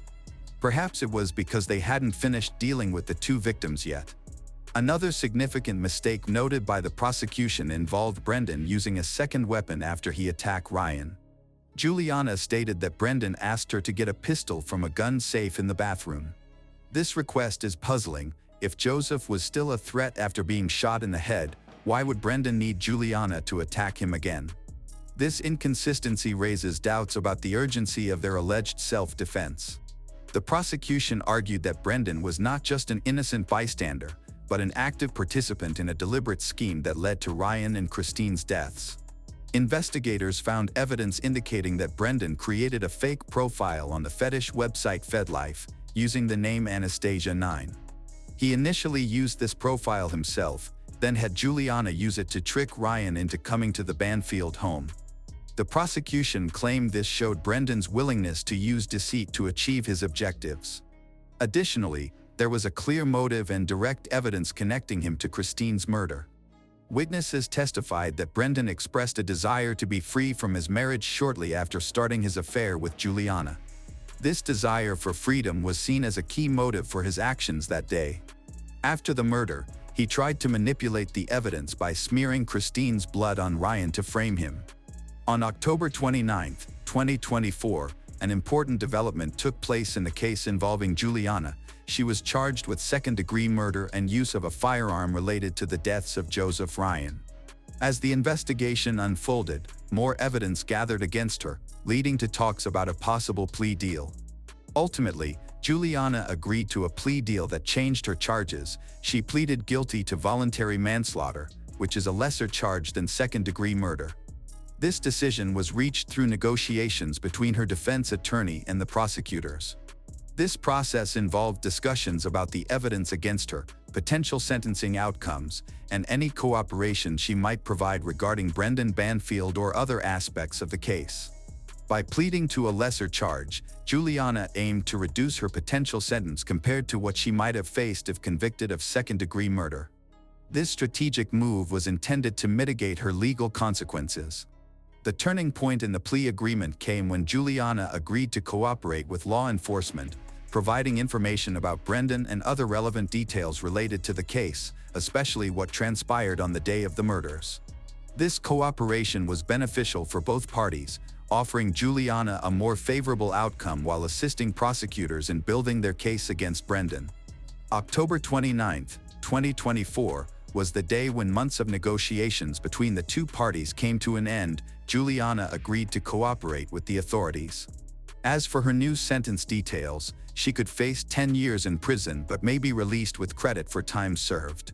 Do you think it was the right decision for her to take the plea agreement, or should she have fought the case? Drop your thoughts in the comments section below. As the legal proceedings continue, significant upcoming trials are on the horizon for both Juliana Perez Magalhães and Brendan Banfield. Juliana's sentencing is set for March 21, 2025, where she faces up to 10 years in prison, potentially with time served considered. Meanwhile, Brendan's trial is scheduled for February 3, 2025, as he confronts serious charges of aggravated murder and the use of a firearm in the commission of a felony, which could result in life imprisonment without the possibility of parole. The complexities of the case remain under scrutiny, as ongoing investigations may uncover further details about the events leading up to the tragic deaths of Joseph Ryan and Christine Banfield. Both defendants' legal statuses are critical as they navigate their respective charges and prepare for what lies ahead in the courtroom. The outcomes of these trials will be pivotal in determining justice for all parties involved. The murders of Christine Banfield and Joseph Ryan reveal a web of deceit, betrayal, and calculated violence that shattered a family and claimed the lives of two innocent people. Juliana Perez Magalhães' guilty plea to involuntary manslaughter and her cooperation with authorities set the stage for Brendan Banfield's upcoming trial, where the full extent of his alleged orchestration may come to light. As the courtroom awaits Juliana's sentencing on March 21, 2025, and Brendan's trial on February 3, 2025, the pursuit of justice depends on uncovering the truth behind the manipulated evidence and hidden motives. This case highlights the devastating consequences of unchecked ambition and the relentless search for accountability, leaving a community and a young daughter struggling with its profound consequences. On Valentine's Day in Tijuana, Elizabeth was excited about a second date with a man she had recently met. As usual, She let her family know where she was going, even shared her location for safety. Initially, everything seemed fine.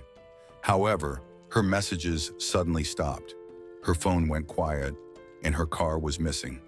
By the next morning, her family began searching everywhere for her, hoping to find any clue.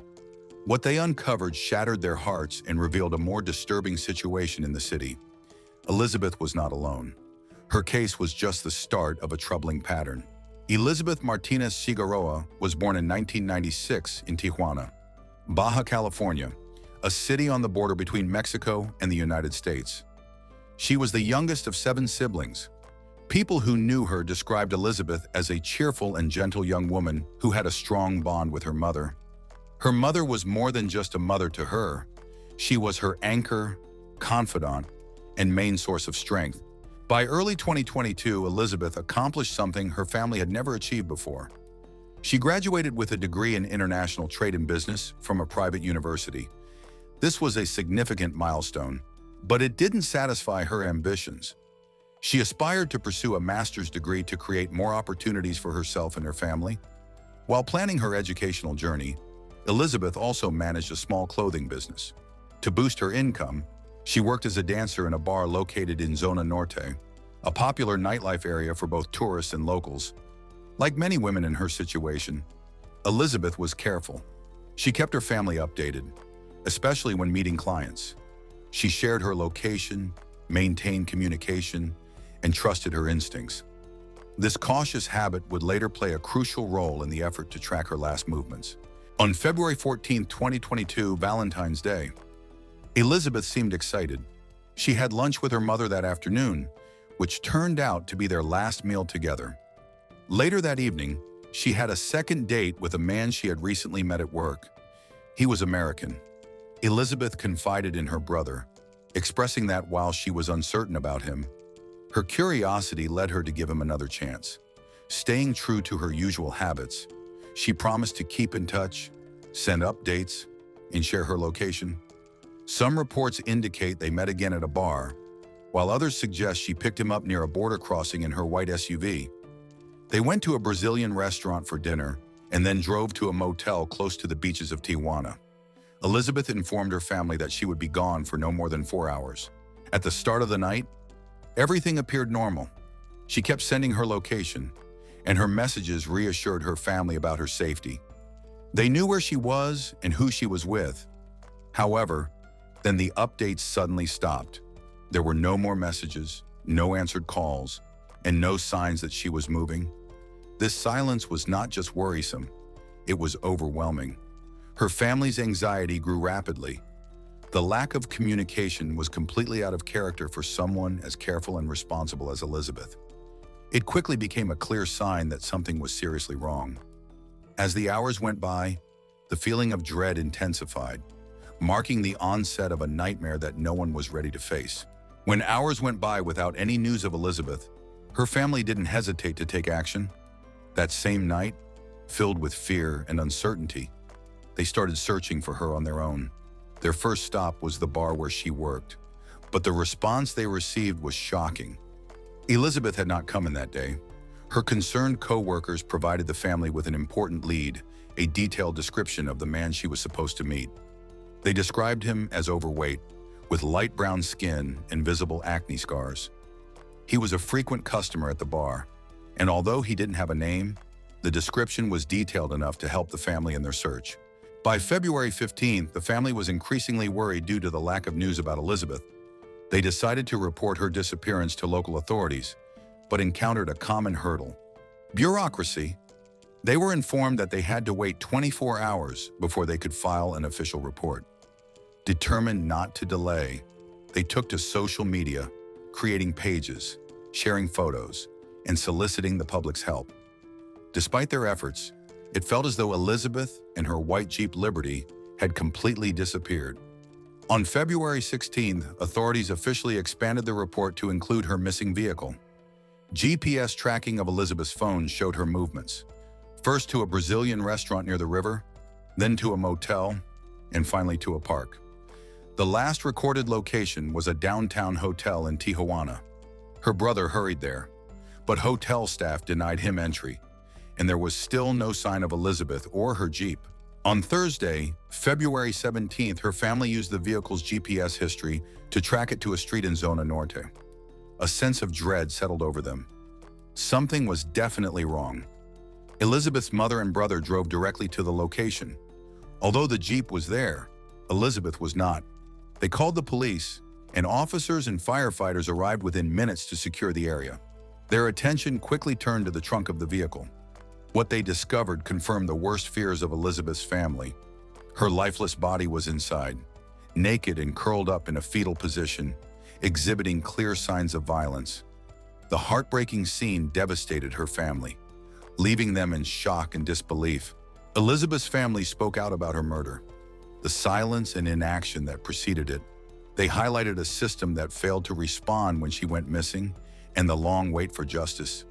The story quickly gained attention and sparked outrage throughout the city. Friends, co-workers, even strangers gathered at the scene.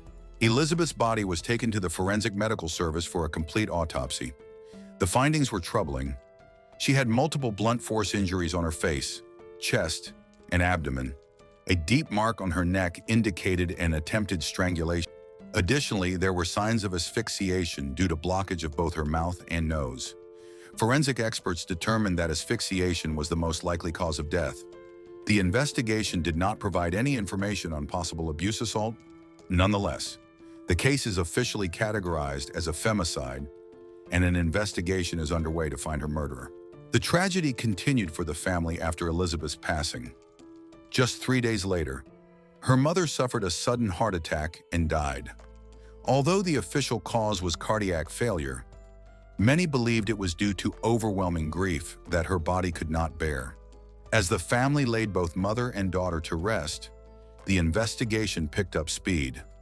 Local and state authorities began to connect Elizabeth's case with others in the area. A frightening realization surfaced. This was not an isolated incident. The method of killing shared unsettling similarities with 2 other cases of young women who also worked in nightlife scene in Zona Norte. Karen, a 28-year-old mother from Veracruz, went missing on August 30th, 2021 after meeting a man at a motel. 3 days later, her body was discovered in a local garbage dump, showing obvious signs of violence. Karen had recently started working as a dancer and escort. She was careful about her safety, only meeting clients through direct phone calls. Before she left that day, she informed both a friend and a relative about her plans. Despite their quick efforts to find her, the situation ended in tragedy. Security cameras recorded the vehicle used by the man she met, and a friend later identified him from the video. However, surprisingly, no arrest warrant was issued, and the man remained at large. Angela Carolina Acosta Flores was only 20 years old when she was found dead in a hotel room on January 24, 2022, near the bar where Elizabeth worked. Like Elizabeth and Karen, Angela had gone to meet a man described as American and possibly of Hispanic descent. Her phone was missing from the crime scene, and when investigators traced it, they found it had been taken to Riverside, California, across the border. This discovery alarmed the investigators. 3 women had been brutally murdered, all linked by time, location, and method. Each case involved a mysterious man, likely American, and all 3 women were associated with the nightlife in the same area. They were killed within a 6-month period, leading to a troubling conclusion. There may be a serial killer targeting vulnerable women in Zona Norte. On Wednesday, November 16, 2022, the Baja California State Prosecutor held a highly anticipated press conference. With a room full of reporters and the nation watching, he confirmed a troubling presence. A serial killer was active in Tijuana. The prosecutor revealed that the suspect specifically targeted exotic dancers and escort who belonged to one of the city's most at-risk groups. His method was alarming. He would travel from the United States into Mexico, commit his crimes, and then escape back across the border, making it difficult for authorities to catch him. At that time, no additional details were shared to avoid compromising the investigation or alerting the suspect. Meanwhile, the manhunt for the killer was intensifying. Nearly a month later, on December 13th, the prosecutor held a second press conference. This time, the news was shocking. They had identified a suspect, an American citizen, whose psychological profile resembled that of Ted Bundy, one of the most notorious serial killers from the 1970s. However, there was a complication. The man had already left Mexico. Although a local arrest warrant was issued, it wasn't sufficient. Authorities sought a red notice from Interpol to enhance international cooperation. The FBI and U.S. consulates joined the search, and the suspect's physical description was made public to help locate him. Experts also conducted new forensic tests to ensure that no accomplices were missed. The breakthrough in the investigation came from detailed profiling. Investigators identified the man's methods. He targeted young women who were petite, attractive, and vulnerable. He portrayed himself as polite, respectful, and generous to gain their trust and lower their defenses. Once he had their confidence, he would lure them to secluded areas where he would then attack them. Each of the three known victims, Elizabeth Martinez, Karen, and Angela Carolina Acosta Flores, suffered extreme violence, with visible injuries primarily to their faces and chests. His method of asphyxiation was a defining characteristic. Two of the victims were found without clothes, while the third, although still dressed, had more injuries, indicating she may have fought back. This was not a crime of passion. It was deliberate, predatory, and systematic. Although these three cases gained media attention, they were not isolated. At the time of Elizabeth's disappearance, there were already rumors about other missing women with similar ages, professions, and unfortunate outcomes. Their stories have quietly faded away without resolution. As the investigation progressed, authorities were under pressure to act quickly. Although the suspect's identity remained confidential, local media labeled him as the Ted Bundy of Tijuana. His actual name was Bryant Rivera, a U.S. citizen with several known addresses in Southern California. Authorities searched these locations, but he was nowhere to be found. Family members described Bryant as working in e-commerce. Meanwhile, Elizabeth's family was actively seeking justice for her. On February 14, 2023, marking 1 year since her murder, they revisited the site where her body was discovered and placed a floral tribute in the shape of a heart. Her brother spoke to reporters, expressing his deep sorrow and anger. A year had passed, and Bryant remained at large. The family's lawyer had been denied access to the case details, and the prosecutor's office had not provided any updates. Additionally, Elizabeth's Jeep Liberty, which was part of the crime scene, had yet to be returned. On July 6, 2023, Bryant was arrested in Los Angeles. The arrest took place calmly at his parents' home. However, he was only charged with the murder of Angela Carolina, while the murders of Karen and Elizabeth were not included in the U.S. charges.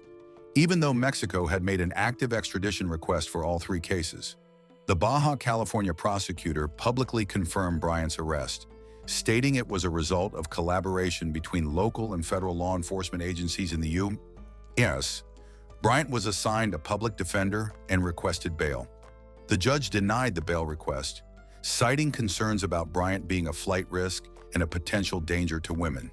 He was ordered to remain in custody at Los Angeles County Jail. His family firmly rejected all allegations against him.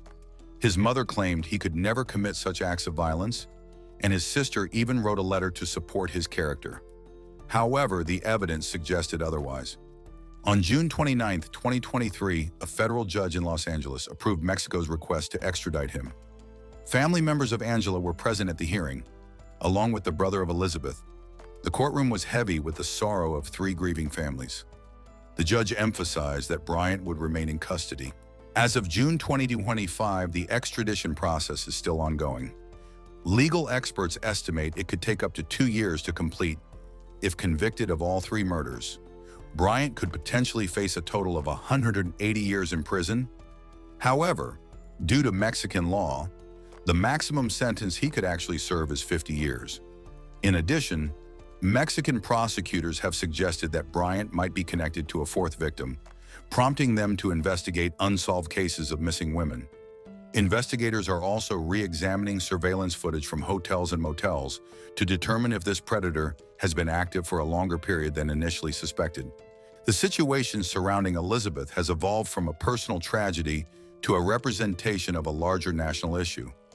Her death, along with the deaths of Karen and Angela, underscores the serious stigma and disregard that women in the escort industry encounter. When Elizabeth went missing, authorities did not intervene.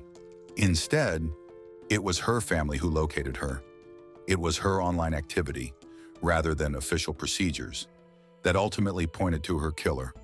Even now, despite an arrest, justice has not been achieved. The murder of Elizabeth Martinez Figueroa is a heartbreaking reminder of the vulnerabilities faced by women in Tijuana's nightlife and the devastating consequences of a system that too often fails them. Her vibrant spirit, her dreams of a brighter future, and her deep bond with her family were cruelly extinguished, leaving a void that echoes through her community. The cases of Elizabeth, Karen, and Angela reveal a chilling pattern of violence that demands urgent action. As Bryant Rivera's extradition process drags on, Elizabeth's family and countless others continue their relentless pursuit of justice, refusing to let her story fade into silence. This tragedy is not just a personal loss, but a rallying cry to confront the stigma, neglect, and impunity that perpetuate such crimes. Not all relationships are healthy. Some can be harmful, leave lasting emotional and physical damage. This is the troubling story of a romance between a prominent dentist and her coworker. From the beginning, their relationship displayed signs of turmoil. Over nearly 5 years, they broke up and reconciled multiple times. Despite the ups and downs, she remained optimistic, giving him numerous opportunities. In reality, he never truly let her go. He employed various forms of emotional manipulation, pressure, and psychological control to keep her close. When she finally gathered the strength to take charge of her life and informed him of her decision to move on for good, it triggered a series of events with catastrophic consequences. Preeti Reddy was born in the lively Indian city of Pimpri-Chinchwad, located along the Pavana River. The family enjoyed a comfortable life due to her parents' stable and substantial income. Preeti grew up with her younger sister Nithya. From a young age, the sisters developed a strong bond and were almost inseparable. They shared everything: childhood secrets, dreams, and challenges. Their parents created a loving environment, emphasizing strong cultural values and respect for family. As financially secure individuals, their parents were committed to investing in their daughter's well-being and future. Education was a top priority in the Reddy home. The girls were given every opportunity to thrive. In 1996, the Reddy family made a significant change by moving to Australia in search of better opportunities and a brighter future. They settled in a quiet suburb of Sydney and bought a spacious home that quickly became their refuge. Preeti and Nithya started attending a well-regarded private school, where both thrived academically. Preeti developed into a bright, charismatic young woman who was friendly, sociable, and ambitious. From an early age, and she aspired to follow her parents' path in healthcare, finding true joy in helping others and making a positive impact. After finishing high school, Preeti made an unexpected decision to return to India to study dentistry at a medical university in New Delhi. Her parents, always supportive, trusted her choices and allowed her the freedom to decide for herself. By 2019, Preeti had earned her degree and returned to Sydney, where she moved back in with her family. She started working at the Dental and Physiotherapy Centre in Western Sydney, while also enhancing her skills at the Royal Dental Hospital in Melbourne. Later, she joined Glenbrook Dental, a comprehensive care clinic where she worked as a general practitioner. Highly skilled and passionate about her profession, Dr. Preeti Reddy was recognized by her colleagues and patients as a rising star in dentistry. She was committed to continuous learning and improving her expertise. In early 2013, just before a major life event, she was enrolled in specialized courses for dental implants, hoped to open her own clinic in Melbourne. Unfortunately, those dreams would remain unfulfilled. While still studying at the Royal Dental Hospital in Melbourne, Preeti met a young dentist named Harshwardhan Nard, whom his friends called Harshwardhan Nard. He, like Preeti, was of Indian descent and came from a family of healthcare professionals. Following their tradition by pursuing a career in dentistry, the two quickly connected, feeling an attraction toward each other almost right away. A few months into their friendship, They started dating, but early on, some warning signs emerged. Harshvardhan was possessive and had a quick temper. He frequently questioned Preethi's choices, emotionally manipulated her, and tried to control her subtly. He also undermined her confidence, making her feel inadequate or inferior. He often blamed her for his struggles and claimed she was the source of his pain. Nithya, Preethi's younger sister, was the first to sense that something was wrong. She knew Preethi was dating someone, but Preethi had never introduced him to the family. She never brought him home and avoided talking about him. At the same time, Preethi's behavior changed. She became withdrawn, insecure, and distant. The spark in her eyes faded, turning her from a joyful and confident woman into someone who seemed tense, under emotional strain. Harshvardhan was controlling the relationship, and Preethi appeared trapped. Their parents often asked to meet this man in Preethi's life, but she consistently changed the subject or refused to discuss it.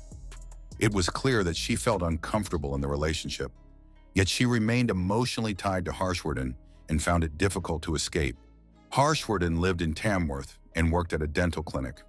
He was in a long-distance relationship with Preethi, as they never lived together. Deep down, she felt that their relationship wouldn't end well.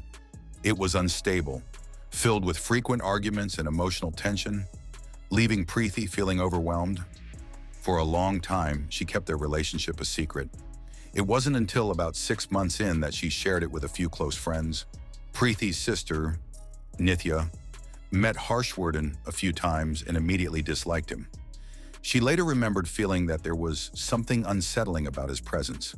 By 2014, Preethi and Harshvardhan were publicly acknowledged as a couple, but their relationship remained complicated.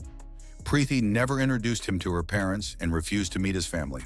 Soon after, they broke up, but Preethi chose to keep it private.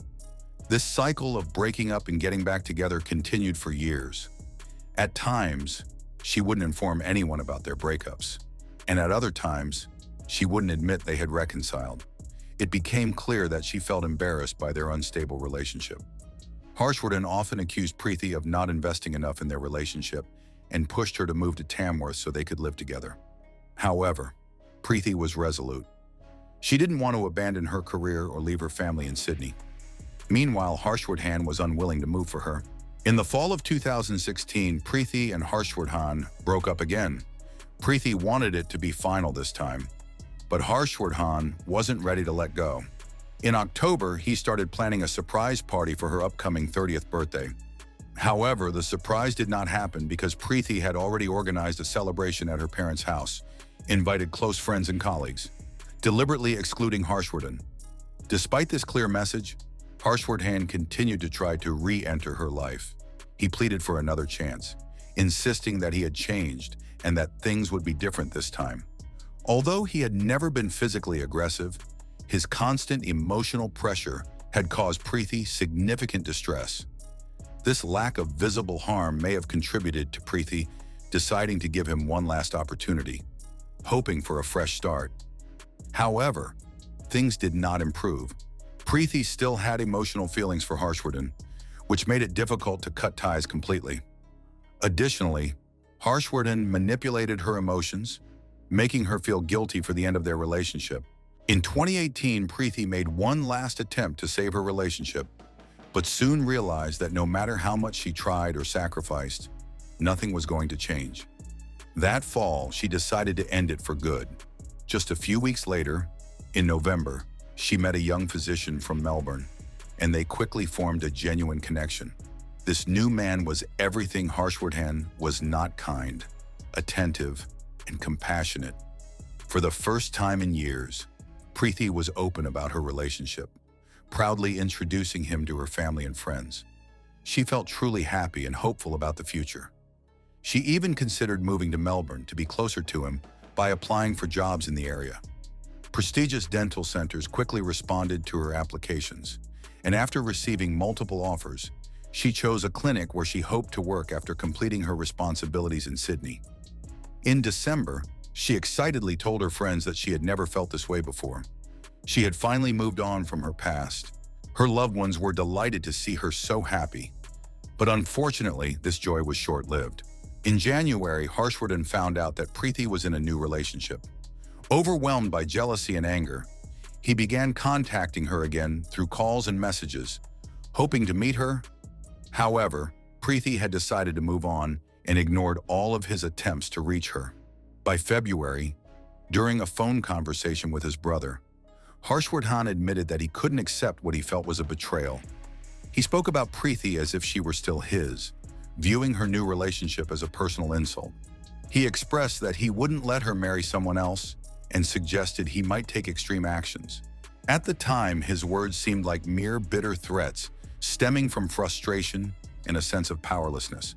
On March 1st, 2019, Sydney hosted a two-day international dental conference showcasing the latest advancements in dentistry. Dr. Preeti attended the conference and stayed at the Swissotel Hotel with two close friends and colleagues. Her ex-boyfriend, Dr. Harshvardhan, also rented a room at this hotel. After the first day, Preeti shared with her friends that she felt uneasy because Harshvardhan was watching her closely throughout the conference and seemed to be waiting for a chance to talk to her. His behavior was making her feel uncomfortable and unpredictable. Later that evening, the friends went to a nightclub to relax, but Preeti still felt anxious and kept looking over her shoulder. The second day was filled with even more tension as Harshvardhan insisted they meet and talk. Preeti felt anxious and conflicted, while her friends urged her not to give in despite their concerns. After the conference, she reluctantly decided to speak with Harshvardhan, hoping to resolve their issues. She had practiced what she wanted to say, wishing he would listen and put an end to the drama so she could continue with her life. At around 6:30 p.m. on March 2nd, surveillance cameras recorded a gray Volkswagen Golf, which belonged to Preeti, leaving the underground garage of Swissotel Hotel. Preeti was driving, and Harshvardhan was seated next to her. About an hour later, they arrived at the Ravi's Cumin Indian restaurant in nearby Crow's Nest and entered together. Witnesses, including other diners and restaurant staff, noted that there was significant tension at their table. Preeti looked anxious and wanted to leave, while Harshvardhan tried to hold her hand and interrupted her as she spoke. The waiter in charge of their table recalled that Preeti mentioned she was planning to move to Melbourne, confessed to being in love with someone else, and asked Harshvardhan to let her go. Despite this, Harshvardhan seemed unaware of her feelings. He continued to talk about marriage and promised to move to Sydney just to be close to her. Around 10:16 p.m., they left the restaurant and walked to their car but didn't get in. They argued for over an hour at that spot. Surveillance cameras show Harshvardhan reaching out towards Preeti, then pushing her as she backed away and took a step back, causing her to stumble. They finally drove off close to midnight and spent another 15 minutes driving around the city before stopping in a mall parking lot. Neither of them got out of the car. Surveillance cameras on the building captured them in a heated argument, with Harshvardhan making wild gestures and Preeti crying visibly. At about 2 p.m., Preeti got out of the car and entered a 24-hour fast food restaurant in the mall. She bought a bottle of water and waited near the entrance, seemingly for Harshvardhan to come out. However, when she went back, he was still sitting in the car. They then drove to the Swissotel Hotel. He quietly led Preeti past the front desk and into his suite. After around 3 a.m., she did not leave. On the morning of March 3rd, around 10 a.m., Preeti called her younger sister to say she would be home in a couple of hours. That was the last time anyone heard from her. Her family expected her to be home by lunchtime, but she never arrived. It was unusual for her phone to be off. By 3 p.m., worry turned into panic. Preeti was always in contact and would inform someone if she was running late. Her family quickly began reaching out to her friends and coworkers to find out where she might be. It was then they discovered that she had been seen at a conference with her ex, Harshvardhan, who was reportedly trying to reconnect with her and had been persistent. Nithya attempted to call Harshvardhan, but he either ignored her calls or didn't answer, even though his phone was still on. On the evening of March 3rd, the Reddy family went to the police to report Preeti missing, expressing their concerns that her ex-boyfriend might be involved. Simultaneously, they began their own search by reaching out to anyone who might have seen or talked to Preeti. Nithya also posted on social media, sharing recent photos and asking for any information to help locate her sister. Within 24 hours, her post reached nearly 2,000 people, including Preethi's former patients. Many offered to assist in the search or to help spread the word, but no one had any concrete information about Preethi's location. The only potential lead remained Harshvardhan, who continued to avoid answering calls. On the afternoon of March 4th, Harshvardhan finally took one of Nithya's calls. He responded in a disturbingly calm manner, stating that Preethi was an adult who would return soon. He acknowledged seeing her at the conference but claimed they had only spoken briefly before going their separate ways. Oddly, just an hour later, Harshvardhan called Nithya back, this time very angry. He yelled at her, asking why she was contacting his friends, family, and co-workers about Preethi. He accused the Reddy family of unfairly blaming him and damaging his reputation without any proof. His reaction raised serious concerns. While he showed little worry about Preethi's sudden disappearance or the possibility that she might be in danger, he seemed more upset that people were searching for her and that attention was being directed at him. After discovering the situation, it was clear that Preethi had agreed to meet Harshvardhan for dinner, and he likely became the last person to see her. Harshvardhan's family urged him to go to the police and provide a full account before any formal summons. Later that day, he went to a police station in Sydney, saying he wanted to assist and share what he knew. Officers quickly noticed his unusual behavior. He was sweating, visibly anxious, and pacing while gesturing wildly. He claimed to have seen Preethi not only at a conference but also during dinner on March 2nd. He stated that they had a final conversation that helped them both move on, and that he called her a cab, which he said was the last time he saw her. However, there were inconsistencies in his story. When asked to repeat the events, he became confused, contradicted himself, and struggled to keep his timeline consistent. Despite his odd behavior, the police had no solid evidence to detain him, so they let him go. Before he left, a detective casually mentioned that they were examining surveillance footage that might show the movements of both Preethi and Harshvardhan that evening, intending to reconstruct the timeline. This statement appeared to unsettle Harshvardhan. A few hours later, he returned to the police station and changed his story. He confessed that he hadn't called a cab for Preethi. She had actually driven herself in her own car, which was the same Volkswagen Golf they had used to go to the restaurant. When questioned about why he had initially lied, he said he was nervous and didn't think those details were important. Later that day, on March 4th, news reported a serious car accident on the New England highway. A BMW had sped into oncoming traffic and collided head-on with a truck. The driver was pronounced dead at the scene and was identified as Dr. Harshvardhan Nard. This raised the question, how did he end up in such a terrible accident on a mostly empty road? Surveillance footage showed that Harshvardhan had quickly sped up and deliberately driven into the truck's path. This incident appeared to be an act of self-harm, and further evidence soon supported this idea. It was evident that the detective's mention of the footage had left Harshvardhan visibly shaken. He likely understood that investigators would soon reconstruct the events of the entire evening. The day after Harshvardhan's death, Preethi's abandoned Volkswagen Golf was discovered in a quiet neighborhood on the outskirts of Sydney. Inside the trunk, in a large blue suitcase, was her lifeless body. Forensic investigators later confirmed that she had suffered a severe head injury and multiple stab wounds, 11 in total, mostly to her neck and back. 2 days later, after reviewing security footage and interviewing witnesses, the police were able to piece together the events of March 2nd. Preethi had agreed to meet Harshvardhan for dinner, likely seeking closure and trying to move on from their relationship.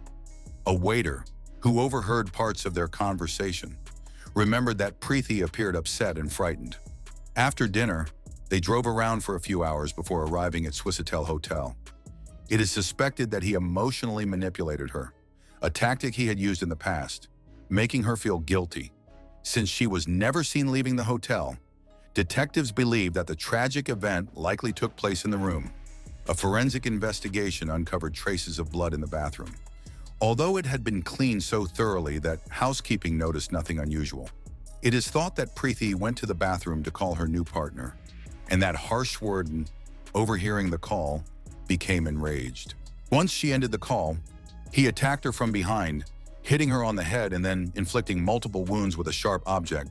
After finishing what he had to do, Harshvardhan calmly cleaned himself up and went to the front desk to extend his stay for another night. He had breakfast in the hotel restaurant before heading out to shop at local stores. There, he bought a large blue suitcase and various cleaning supplies. He returned to his hotel room around 5 p.m., checked out, and when a staff member offered to help with his luggage, they remarked that the suitcase seemed quite heavy. Harshvardhan casually explained that he had bought too many gifts for his family. He then loaded his belongings into Preeti's Volkswagen Golf and drove to a quiet corner of the city, where he parked the car in a discreet spot, hoping it would remain unnoticed for some time. After everything that happened, Harshvardhan picked up his BMW from the parking garage and drove home to Tamworth. On the way, he stopped at a gas station to fill his tank and grab some coffee. Several witnesses later identified him there, noting that his phone kept ringing, but he either declined the calls or ignored them. It was later confirmed that those calls were from Nithya, who was desperately trying to contact him while looking for her sister. Harshvardhan likely thought he had committed the perfect crime, covering his tracks so well that investigators wouldn't be able to connect him to anything. He hadn't considered that there were surveillance cameras at almost every place he and Preeti had gone that day. Those recordings would soon reveal the truth. When Harshvardhan understood his error that the police would have clear evidence of his involvement, he decided not to wait for an arrest or trial. Instead, he took control of the situation and ended his life before justice could catch up with him. Harshvardhan's family, despite the increasing evidence against him, struggled to accept the idea that he could commit such a terrible act. They found it hard to believe he could take another person's life in such a brutal and deliberate way. Meanwhile, the Reddy family, grieving the loss of their cherished daughter and sister, decided to take action. They started a campaign to create the first center in Australia focused on helping women impacted by domestic violence. This center would not only provide emotional support, but also offer safe housing, legal advice, and help for those trying to leave abusive or manipulative relationships. The Reddy family played a key role in supporting the project by providing funding, using their voices to raise public awareness through media and outreach. They made sure that people in need were aware of a safe place to go, where they could find both protection and support for healing.